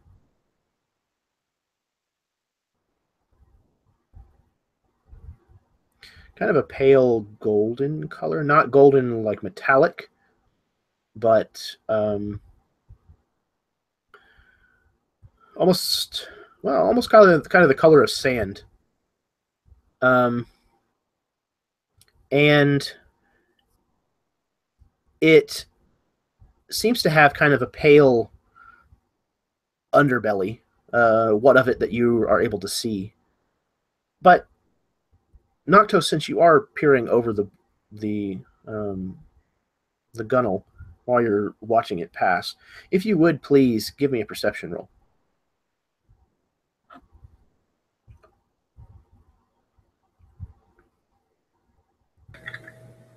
10. So, though the water is kind of disturbed because of the rain still kind of hammering down on its surface, apparently this thing was shallow enough that you were able to see that it has kind of whitish bands kind of running perpendicular along the lengths of its body. And the thing that you saw that really drew your attention, however, was the set of wings that were tucked up against its body. And as it passes the front of your ship, leaving you in silence after the thumping, it begins to turn around again. And then, with a few powerful beats of its reptilian wings, launches its enormous body out of the water and lets out an incredibly low, guttural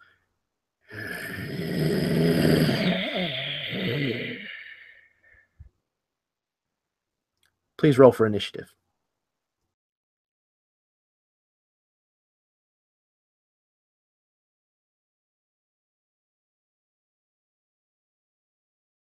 Woo, natural 20 worked. If only it was a useful one.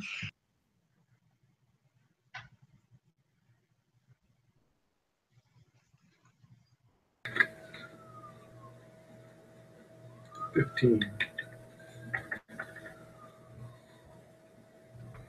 Okay, so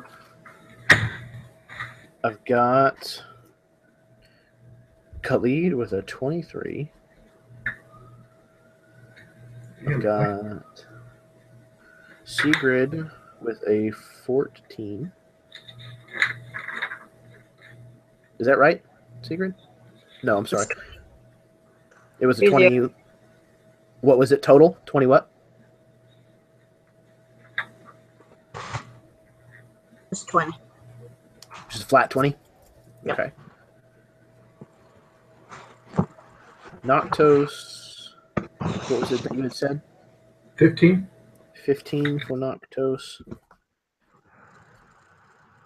And Rith, what you got? A natural 1. So with plus 3, 4. A 4. Woohoo! That and cleanup. All right. Khalid, you are up first. What do you do? Right. Let's get this started off right. How far and or high is this from the ship? So, the way I was envisioning it is he's probably 20 foot off the surface of the water. So probably about 15 feet higher than you guys are on the deck. And as far as far away, I would say he's probably 40 feet or so. The boat movement will probably put him within 20 feet before too much longer. So Khalid is actually going to, kind of taking one of his daggers off of his side, kind of spinning it for a moment, make his way up the mast. And I'm going to ready an action that if this thing makes its way close enough, I'm going to jump on top of it and attack. Fair enough. Favor fortunes the bold. Okay, that moves us right along to Sigrid.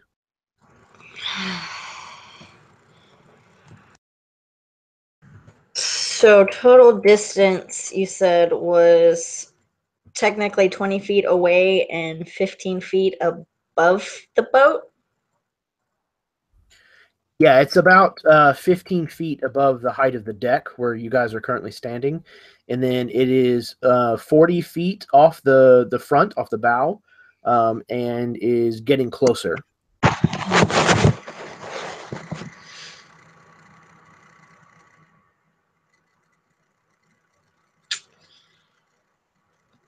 I don't know that I have anything particularly helpful at the moment.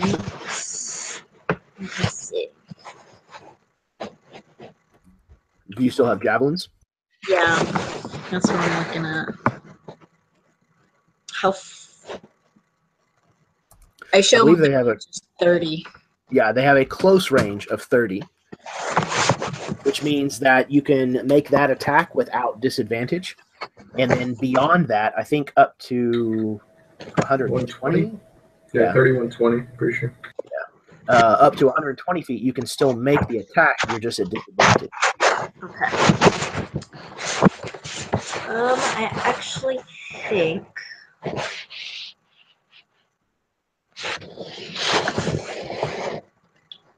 that I do want to do that.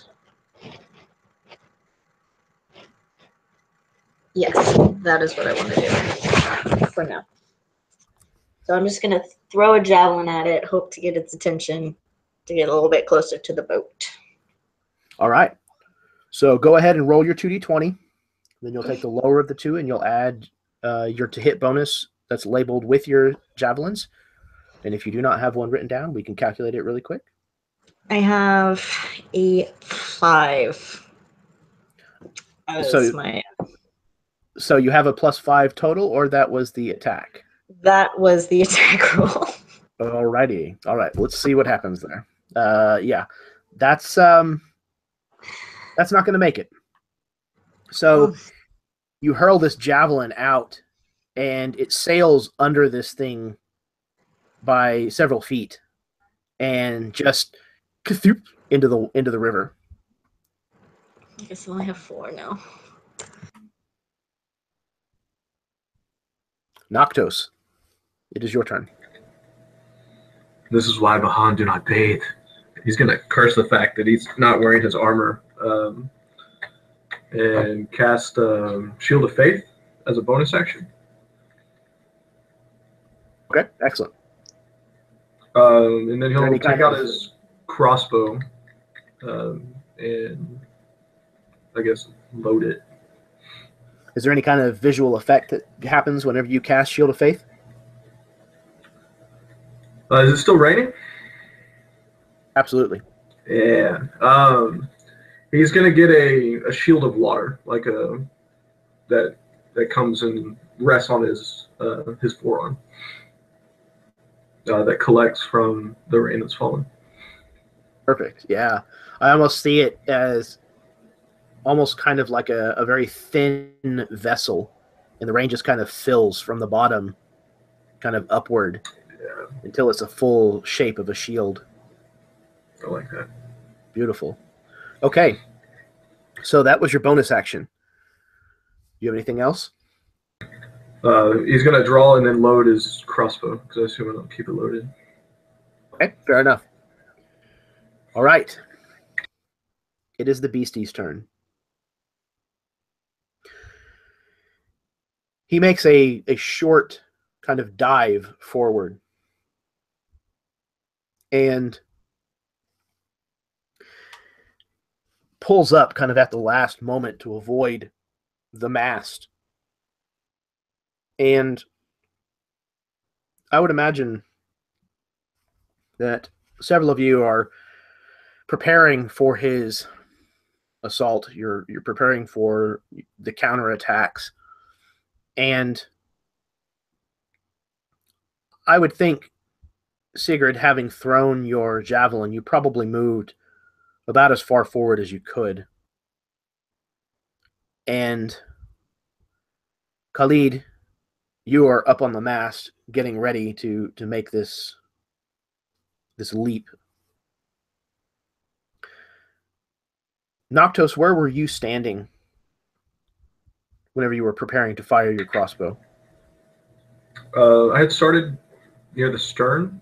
Mm-hmm. So I guess up, maybe move near the helm. Okay. And Rith, where did you see yourself? Close to starboard side on the upper deck. Towards the front or towards the back? Amidships. Okay. So this thing has opened its mouth to emit this kind of dangerous hiss. And as it performs this dive forward, some of you may be somewhat surprised to see a line of some kind of substance shoot forward from its mouth. And this line is going to catch both Sigrid and Khalid. And I will need both of you to make dexterity saving throws, please. Just to confirm, it's hitting me up on top of the mast. Yes. He's kind of diving forward and then pulling up at the last minute. So this line is kind of streaming outwards and then tailing upwards. That is a 17 dex. Excellent. Both of you have passed. So both of you will take half damage from this salt acid as it makes contact with you, but you manage to avoid the worst of it.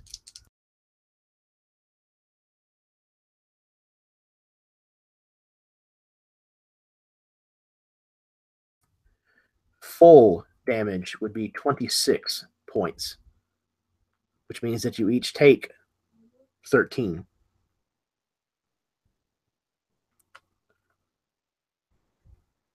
Sigrid, would you describe to me what your reaction is and how does this feel as you avoid the worst of it, but you still get fairly injured by it? I think, pretty sure her instinctual reaction would be to start swiping frantically at anything, especially anything that was touching bare skin, with a mild panic as it starts to burn her hands anywhere she touches. Eventually getting enough of it off of her to be able to collect herself and maybe find just that any of the rain is washing it away and she can stop panicking for a couple seconds to realize she's still alive. Absolutely. And I would imagine that the significant portion of that damage that she took very well may be on her hands as she was trying to get it off of her as quickly as possible. And what is Khalid's reaction? So as this thing has kind of sprayed this acid down, Khalid saw it kind of coming up towards him, and he went to go kind of jump off the side of the mast and kind of use the dagger he had in his hand as kind of a spike to like hold him there. But because his arm was up over the mast still, the majority of the acid actually came down on his arm. And he just lets out a scream of pain as like the one arm that he's using to hold himself up is just burned.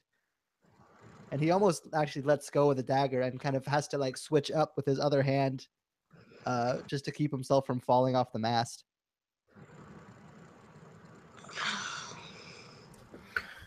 Absolutely. And Khalid, though you had to shift your weight with your one arm being rather nastily corroded as this salty, abrasive acid works on your skin, you still are able to take your readied action and launch yourself off of this mast if you so wish. Yeah, we're still doing it. Very well. Do you want me to make any sort of check to jump onto it, or just make my attacks? Yeah, you can either do an athletics or an acrobatics. We'll just see how graceful this is. I will do acrobatics. Okay. That is one of my specialties. Yeah, that's still I'm gonna use one of my inspirations actually. Okay. Much better. So that's an 11 on the die, which puts me at 18 acrobatics. Beautiful. So despite being injured to some degree still, you manage to kind of pull yourself around and leap into the air and land upon the back of this creature. And there's plenty spines and things of that nature that you're able to hold on and gain purchase. All right, and is that going to be an action, or do you still want me to? Or can I use attacks too in this jump? No. I'm counting that as your movement, effectively. Okay. So Yeah, you can and still make your actually- attacks. Basically, how I kind of see it is, as he's kind of leaping off the mast towards it, he actually kind of reaching around to either side, pulls out 2 more daggers, and is actually trying to use the daggers to get position into the creature, kind of like as an attack jump combo. Yeah, sure, absolutely. All right, and that's going to be using my attack and then my monk attack. That's going to be a 17 and a 15. Both of which hit and managed to penetrate his natural armor. So go ahead and roll damage. Alrighty, that is going to be 11 damage. As he basically just like coming up towards this creature's back, kind of up towards its neck, not quite like on its neck or head, but kind of in that direction, actually just landing down on its back, stabs both daggers in just kind of above its shoulder blades, and basically stabs them in and holds on to them almost like some sick contorted reins that he's now like holding on to one side the back of this creature.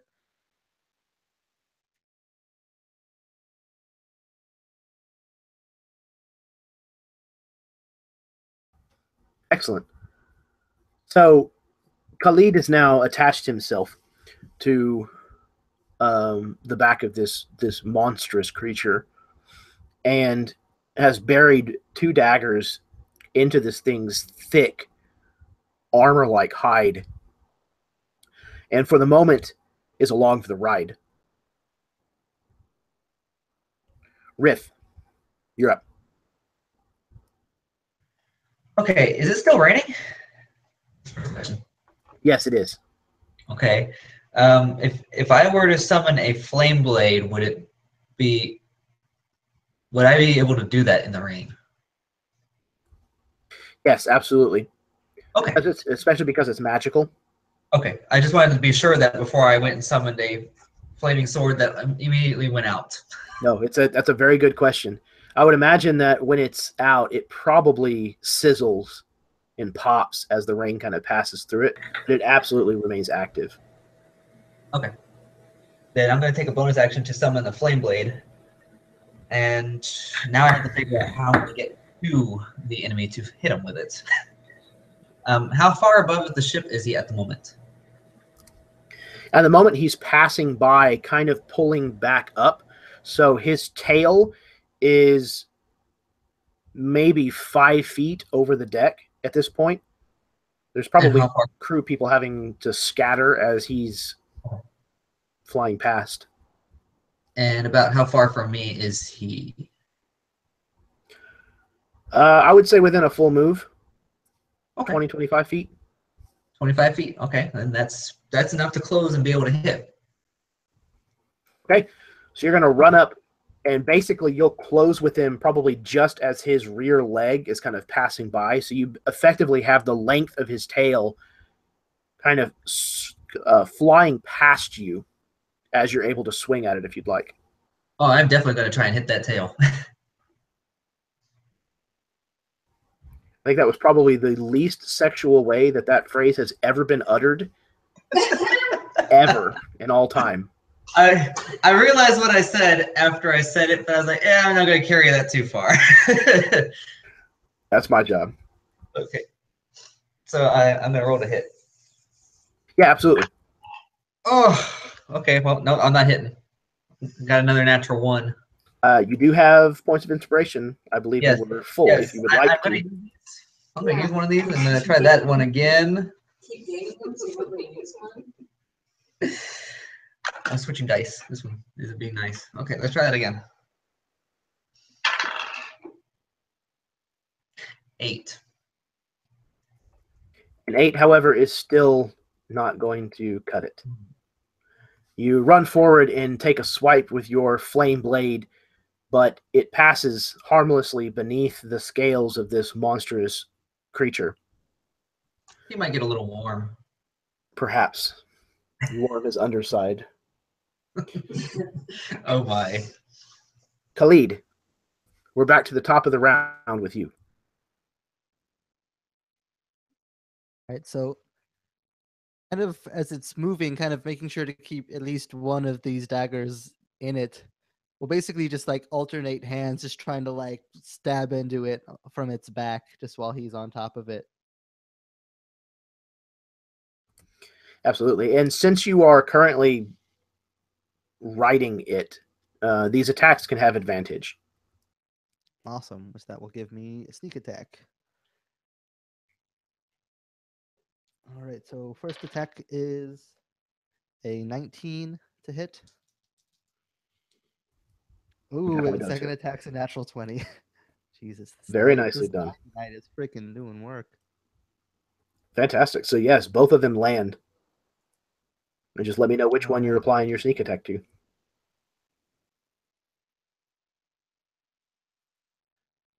All right, so first attack there is going to be a... Yeah, we'll do that. Ooh, that's going to be a lot. That's 4 plus 3, 7, 6, 16. Jeez, that's 22 damage. Well done. On the first attack, and then 7 damage on the second. As I basically imagine, like, as he kind of like uses one arm to kind of put the dagger up a little bit closer onto its side, he actually stabs it right in the side of its neck with the other dagger, just like right into the side at the base of its neck where it like meets its shoulders, and just stabs the dagger like all the way like to the hilt inside of it for the first attack, and then kind of using the other hand to kind of come up, stabbing again to its shoulder blade with the other hand to kind of keep purchased onto its back. Absolutely. Yeah, it's you find the meat of its hide much softer, kind of at the fold of its neck, and that's where your dagger finds purchase with that first strike. And a fount of blood just pours forth after you've removed that dagger from that strike. Sigrid.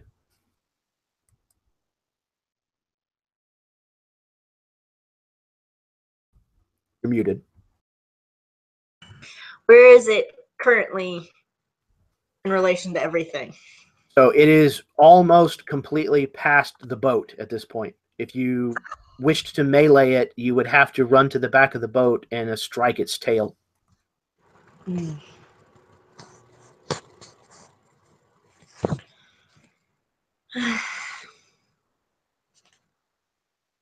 But I have that chance, correct? Yes, you do. Absolutely. Okay. I think... I'm going to go ahead and try.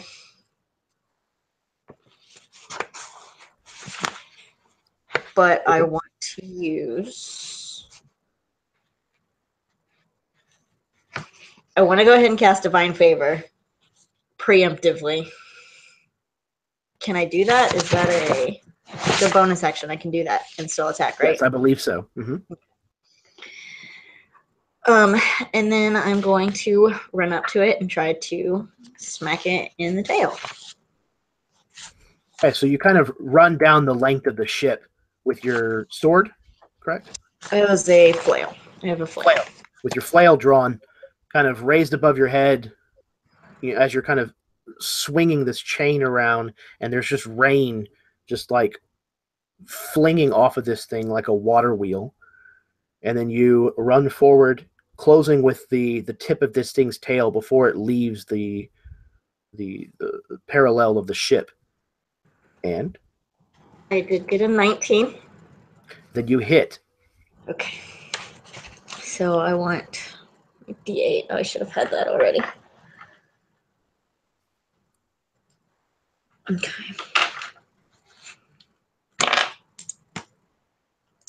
3, 4, 5. Plus 1d4. I'm sorry, I've lost all of my die. Not a problem. No, there it is. 9. And that's with your smite figured in? Yes. Okay. So you smack this thing for a pretty solid hit. You're pretty sure you hear crunching beneath the metal head of your flail. And it does emit kind of a roaring noise, but it has been assailed a couple of different times. Noctos, you're up. He's going to begin making his way from the back of the boat towards the front of the boat to catch up with Secret. And on his way there, he is going to shoot his crossbow, trying to catch it kind of underneath one of the legs. And then he's going to bestow healing word upon Khalid. Okay. Khalid. Yeah, you have a, what is the range on healing word? 60 feet. Oh yeah, you're good. So you get 6 points of healing.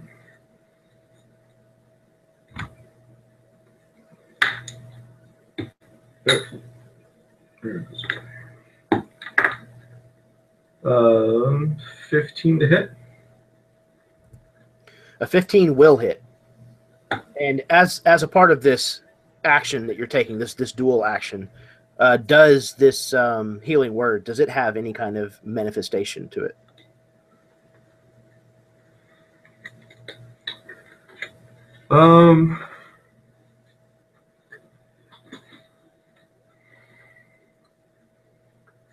Yeah, the blood that's spewing out of this dragon croc thing,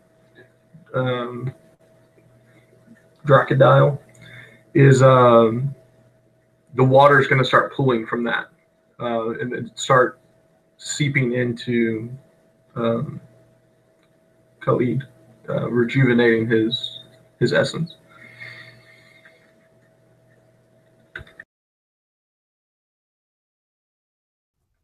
Excellent. And your damage for your strike with your crossbow? 4 points. I already marked it down. Sorry, I didn't say it. Perfect. No, you're good. So what does that bring its total to so far? Current total is 53. Excellent. Keep that in mind. And thank you for keeping track of that, as always. Mm-hmm. You're welcome. It is the beast's turn. Now having been injured badly in some cases, the creature tucks its wings up against its body. The powerful limbs that operate these wings somewhat pinning Khalid's legs to the creature's side. It turns its nose downward and dives into the water.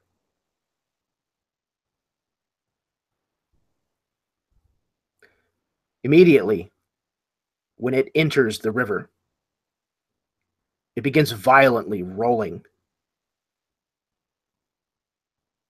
Khalid, very quickly, you lose all sense of direction.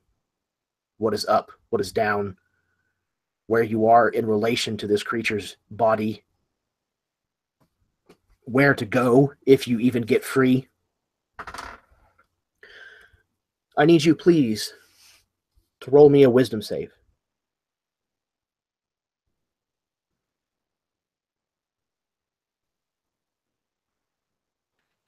Five 20. You got a 20?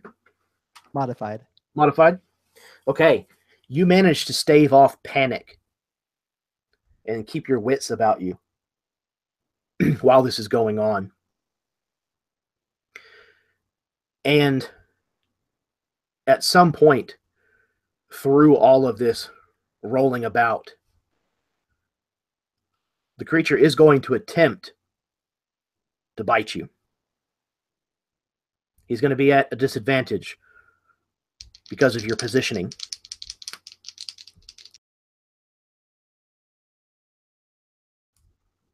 What is your armor class?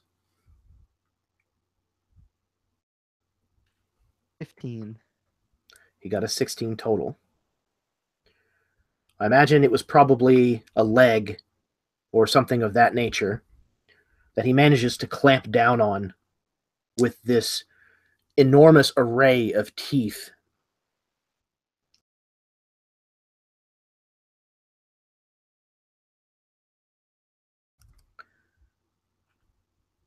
And you take 14 points of piercing damage as these dagger-like teeth tear and rend muscle and flesh and even bone. Don't tell us what if you went down or anything like that.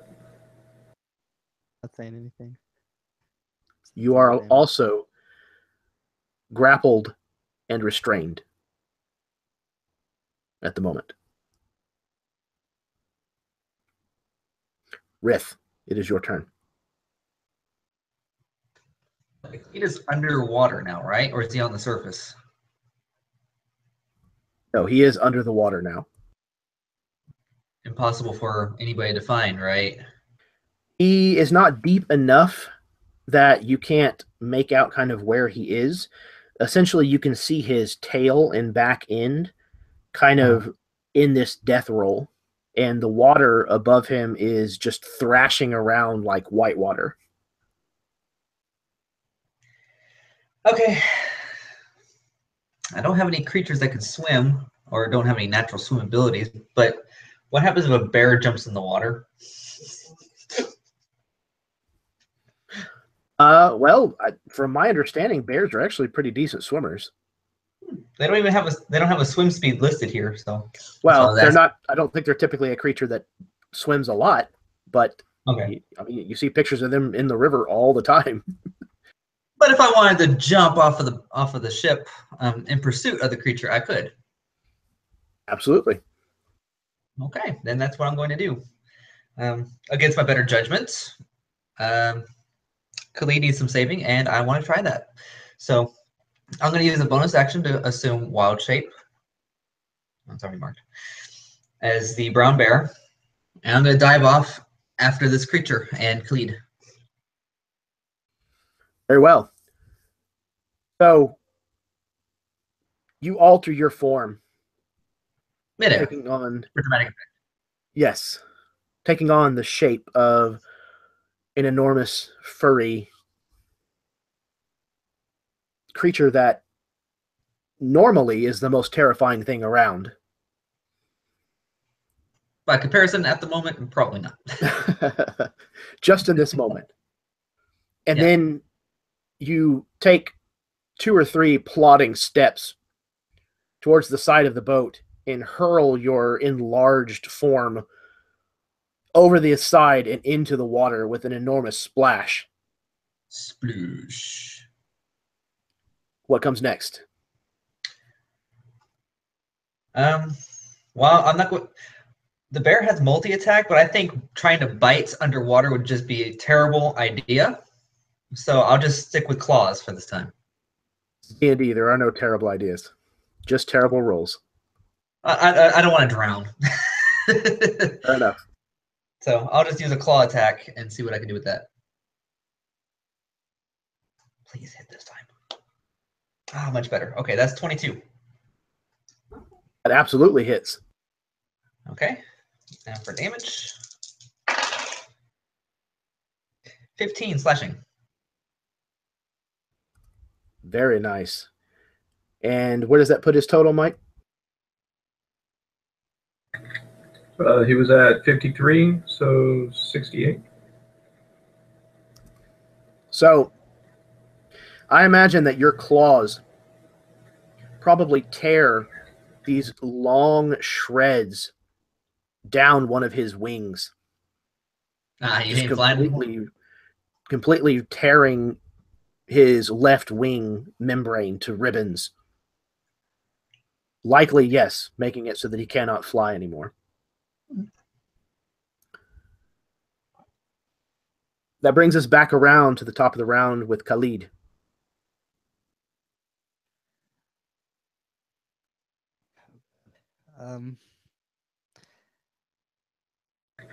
Grappled and restrained. Yes, I'm aware. So my attacks before on its back, at least in the air, had advantage. So because I'm restrained, am I going to go down to normal? Or did I lose the disadvantage because we're underwater, which would put me at regular disadvantage?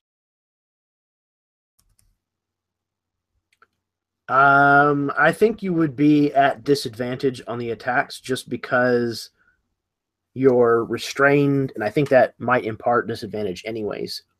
Yeah, I'm it not does mistaken. disadvantage, but I had advantage on the attacks before because I was on its back, so I didn't know if that was still there and would cancel out. Or... I don't think in this situation it would, just because you are disoriented.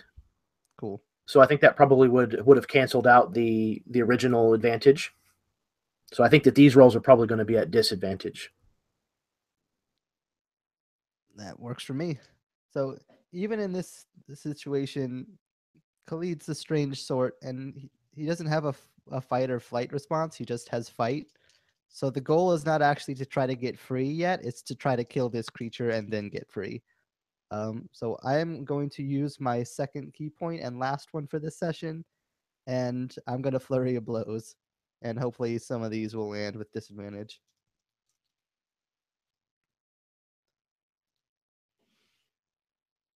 And that first one is a 10. I don't think that's gonna do it. Will not. Second Water one is just- even worse. Water seems to be slowing your limbs. And all three of those attacks will miss. I Yeah, imagine just he it's not even that he misses, he just can't even get an attack. He's just going through the water and he can't even bring his arms to bear. He tries to fight the current and the thrashing, and just his arms end up more flailing than anything. yeah, you're finding a hard time again fighting the weight of the water, as well as the shooting pain that's coming up from your leg, and you're having kind of a hard time even telling what part of this creature you're even barely able to see, as the water is just swished around in front of your eyes. Sigrid, you're up. Does compelled duel bring a creature towards you, or does it just keep it from moving away from you? Very interesting. Let's see. Wow, I opened it right to the right page. You attempt to compel a creature into a duel. Must make a wisdom save. The creature is drawn to you, so it would come towards you. Okay, then I would like to use compelled duel to try to bring it at least up out of the water. Okay. Can I have multiple concentration spells at once? You cannot. You can only have one going at a time. Then I lose my divine favor in favor of compelled duel. Okay. You need a wisdom saving throw for me, if I'm not mistaken. What is your DC? You should have a spell DC on your character sheet. Probably somewhere above where your spells are listed on your sheet.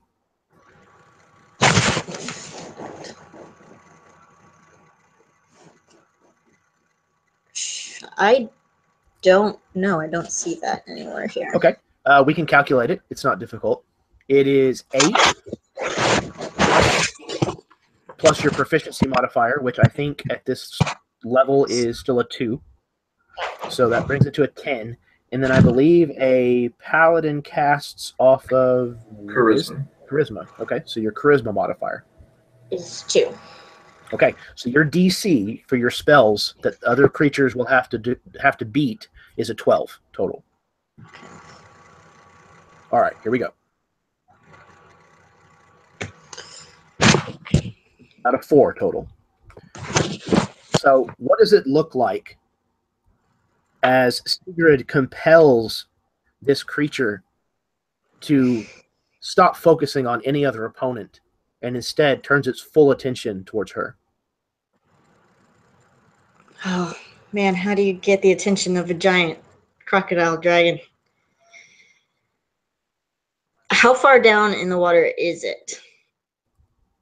The only part of it that you can see, which is kind of the tail end and its back legs, is probably within 5 feet of the surface. Is it actually exposed, or is it just visible? It's really just visible. If it is exposed at all, it's only for the briefest of moments as it's thrashing about. Mm. Can I use an attempted attack also to get its attention? Yeah, absolutely. Because I think the compelled duel is only a bonus action. Yes. So you can absolutely wrap your attack into the casting of the spell if you wish. I would like to at least try to throw a javelin at what is closest to the water. All right, go for it. Oh, shoot. 15?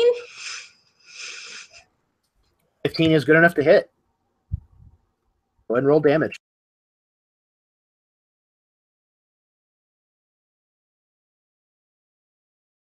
An 8.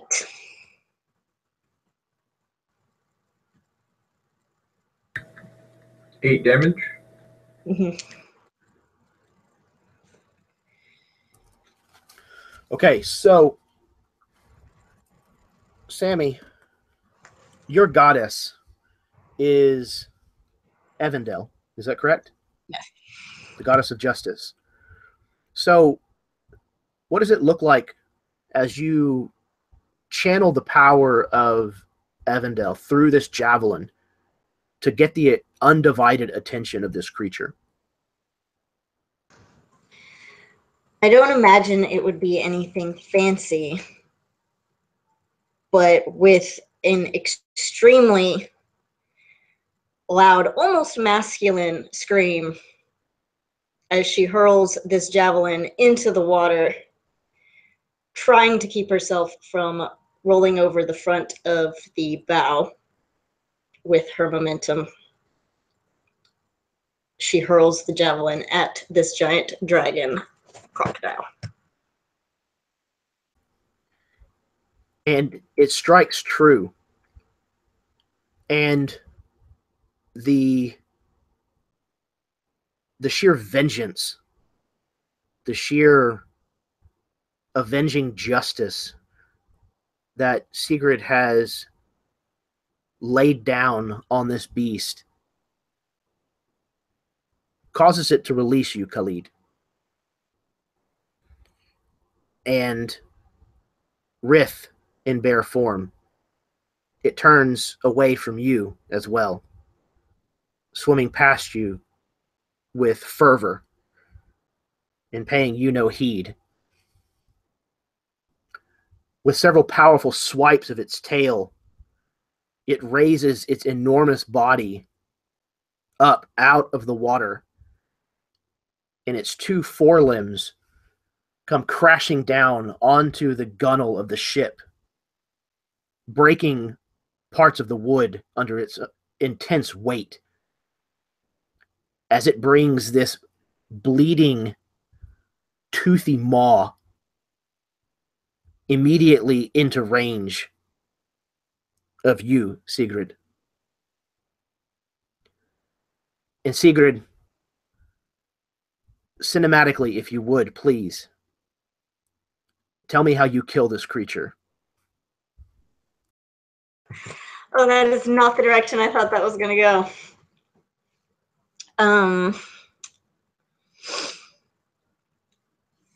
Well, as its head breaks over the top of the boat, I would like to take the shield that I have yet to use and just ram the side of it into its eye area repeatedly, just with more and more force with every single hit, as her hands start to just ache and ache and ache even more because they are burnt, just making her angrier and angrier as she drives the edge of the shield, cracking the bone in the skull, till finally she just is exhausted and can't hit it anymore. As Sigrid collapses to the deck, onto her knees, using the shield now to kind of prop herself up. And the energy is drained from her body. She looks up to see that the life has drained from the body of this enormous beast, as its own weight pulls at its back, and it tumbles and collapses off the side of the ship and splashes into the river once more, and immediately turns belly up and begins to float away. Within moments, and with a bit of effort, Rith and Noctos are able to help the injured Khalid back aboard. And in turn, Noctos is able to help Rith back aboard. Perhaps after he is shifted back into his gnomish form.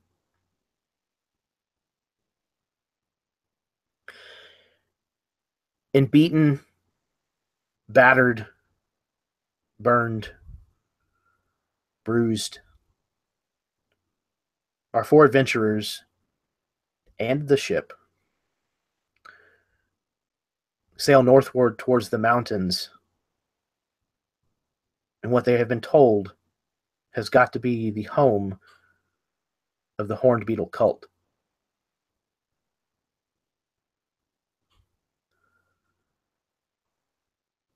And that is where we will end our session for this evening.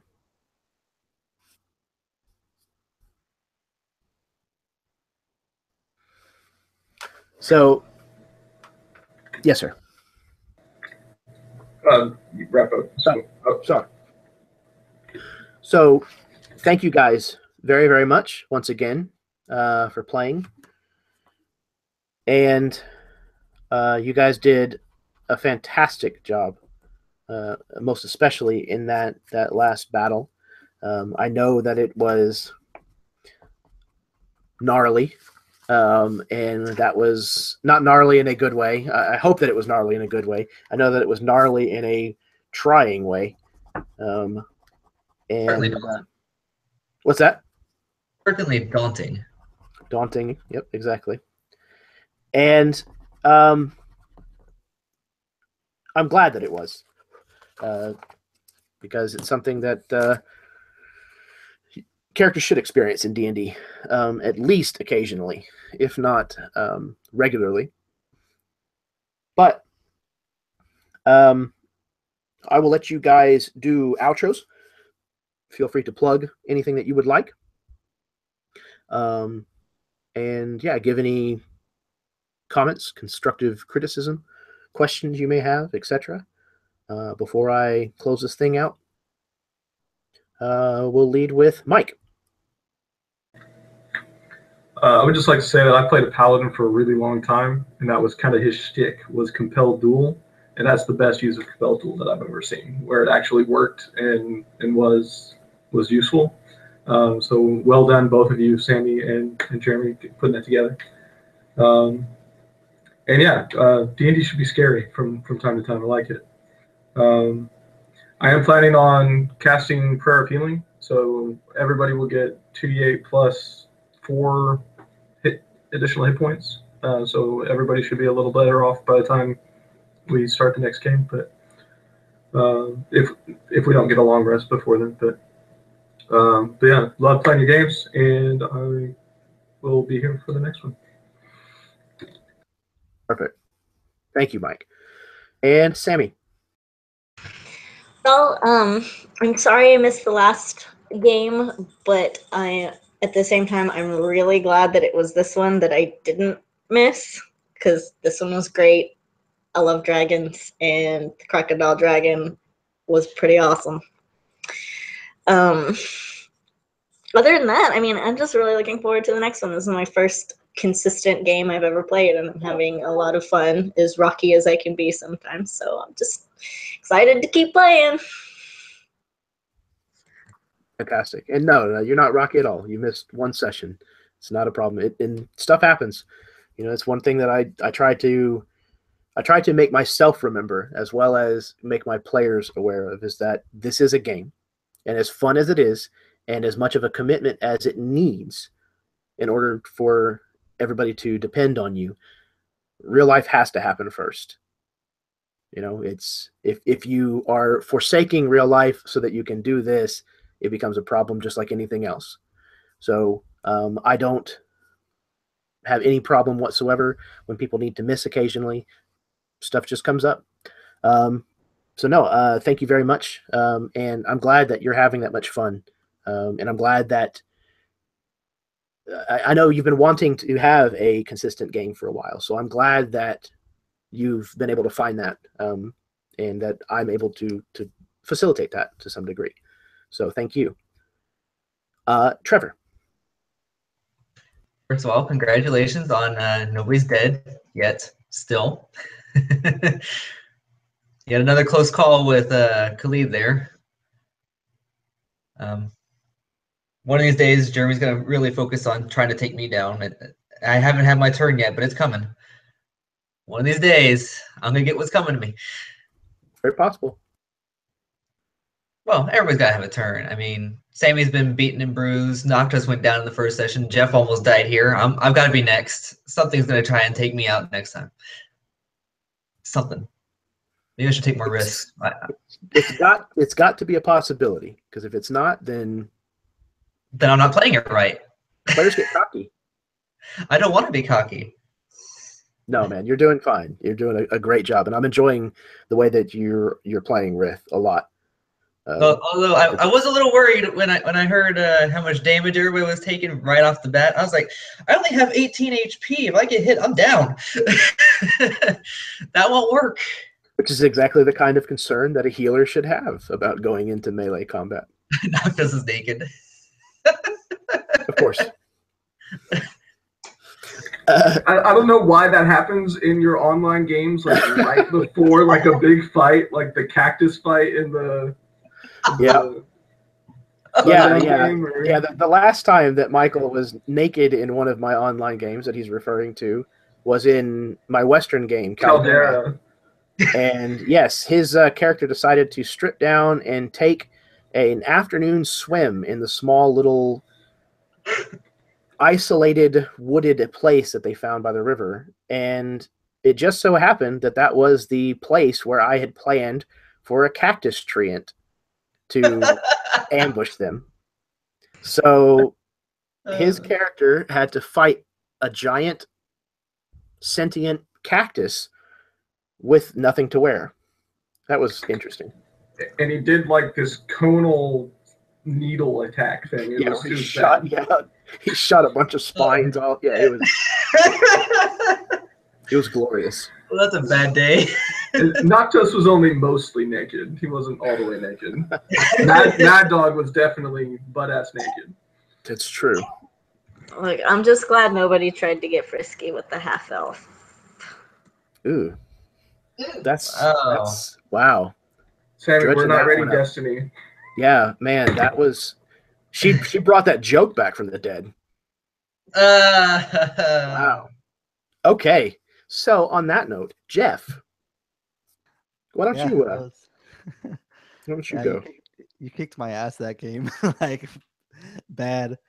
I don't know how meta that we want to go with even out of character conversation, but that was... It doesn't bother me. Yeah, I was at 2 HP drowning underwater at the end of that. So good. Yeah, it was fun though. I like it. And to be fair, I'm a reckless and stupid idiot. So no, man, like I love those kinds of moments. Yeah, I was like, this is going to be really dumb, but I'm going to jump on it anyways, even though I just got Ass's Braid, because it's just too cool not to. So come what may. And it ended up working out in the end, you know? And you're not the first in this session who tried jumping on a winged creature. It's, yeah, I mean, like in the way that I have noticed that 5th edition seems to be designed is it's made in such a way that characters are supposed to go down in combat. You know, it's hard to go down and then die abruptly. It takes some time. It takes some, honestly, a little bit of negligence from the rest of the party for it to happen. And so, like, I'm not as fearful about it in 5th edition as I have been in other editions. And because I like the realness of the danger. I like having the players kind of, or the characters, pushed kind of to the edge. Not always, because that gets really old if you do it too often, but there should be points, like what Mike said, where you are fearful as a player, like, man, I don't know if my character is going to get out of this situation, where it has a real creep of doubt in your mind. Because then whenever you It wasn't survive, just a creep of doubt. A little more than a creep on that one. Fair enough, yeah. An overshadow of doubt even. Because then in moments like this one where you pull through, it's all the more heroic, in my opinion at least. So, or it gives another character the ability to use an amazing spell or ability that they have to. Exactly. Yeah. Yeah. Like, Khalid being in such danger opened up for that awesome compelled duel moment, which was super cool. So, like, Absolutely. I'll take a beating any day to have some cool opportunities come out of it. Agreed. Well, everybody, thank you very, very much for playing. You guys are all fantastic players. It's great to be able to play with people who are new enough to the game that their reactions to things are genuine, and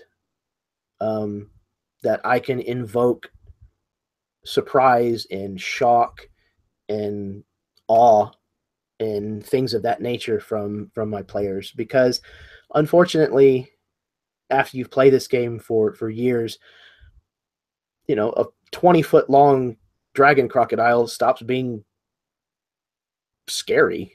You hear about it, you're like, oh, okay, it's a big thing, whatever. You get a little jaded. So being able to invoke that kind of stuff, those kinds of emotions, those raw emotions out of players is honestly one of the highest compliments that I take away from the game as a DM. So it makes me very, very happy to do those kinds of things. And I'm glad that you guys are enjoying it thus far. So yeah, I don't think of anything else. I can't think of anything else to add. So unless there's anything else that you guys want to touch on before we close out. At what point should I remind you for experience? Yes. Do you want to do that before we close out the session tonight? Well, we have extra time. Sure, absolutely we do. Yep. Okay. So don't forget. Absolutely. Give me just one moment. Walk amongst yourselves. I also have to admit I'm kind of lost on the total experience gains we have so far. Okay. If you've got it written down, go for it. Okay. You only got half experience for this last session, correct? Yes, I'm 500 experience less than everybody else, I believe. Okay. Well, I'm at 2325 right now, so that would put you at 1825. Okay, thank you. Mm-hmm.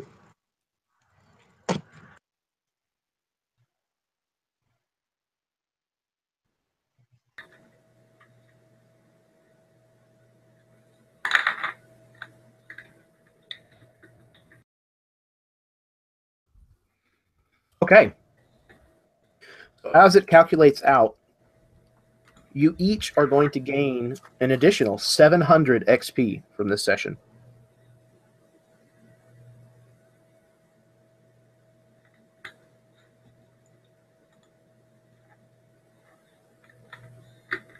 That was for the Crocodile, as well as a pretty good portion of roleplay, discovery, the thought and idea to pass by the halfling pirates.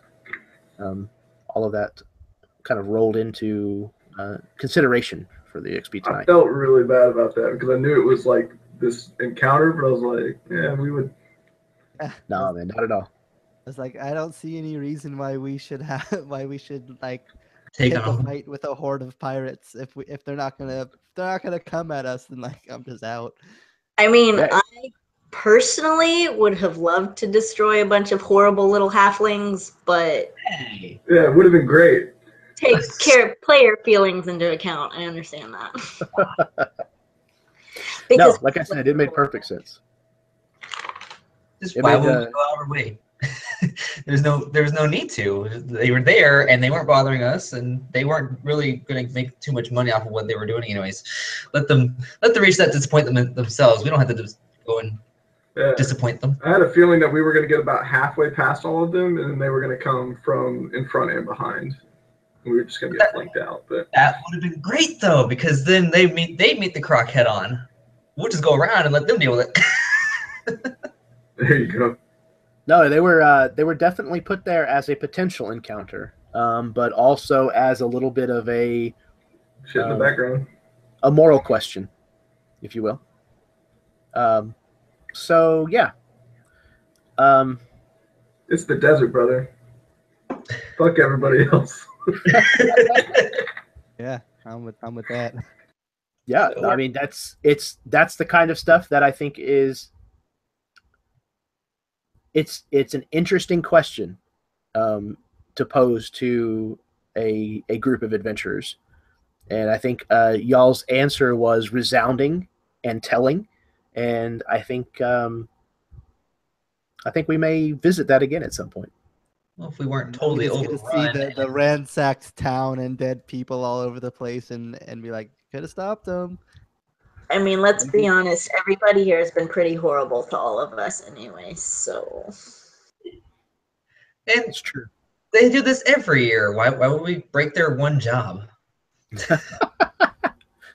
the right way to look Keep at them in it. the work. Yeah, Sure. pirates They gotta gotta eat too. Exactly. They're part of the food chain. They'll get what's coming to them eventually. It just won't be because of us. I mean, yeah, if they raid more often than you think they do, it's kind of the villagers' fault for not preparing for it every year. That's their fault. Exactly. Like I love your stack of justifications. That's what all that traps were about. It was for the raiders. and we raided and we got what we deserve, right? Copious amounts of victim blaming. Exactly. Well, everyone, yeah, I had a lot of fun. I've been looking forward to throwing that monster at you guys for a while now, and I'm really glad with how you guys handled that combat and how it ended up turning out. And yeah. It was only a 6 session. It took me a while. I'm well, I plan my campaigns out pretty far in advance. Not to the T. I leave a lot of planning to be done, specific planning to be done, but like I've had pictures and stuff for this campaign for probably about 5-6 months or so. No, probably a little longer than that actually. Gotta be longer than that. That's as long as We've we've been playing. Yeah. So probably about 9 months or so. Ooh, it's like a baby. But yeah, I'm looking forward to the next session, the next several sessions, and what you guys are going to encounter therein. So hopefully it continues to draw your interest, and that you guys continue to have a good time with it. And yeah, I guess we will see everybody next time. Thank you guys very much who may be tuning in later on to watch this. Hopefully you're having a good time watching this story unfold. And until next time, may your dice roll high and your snacks always be within reach.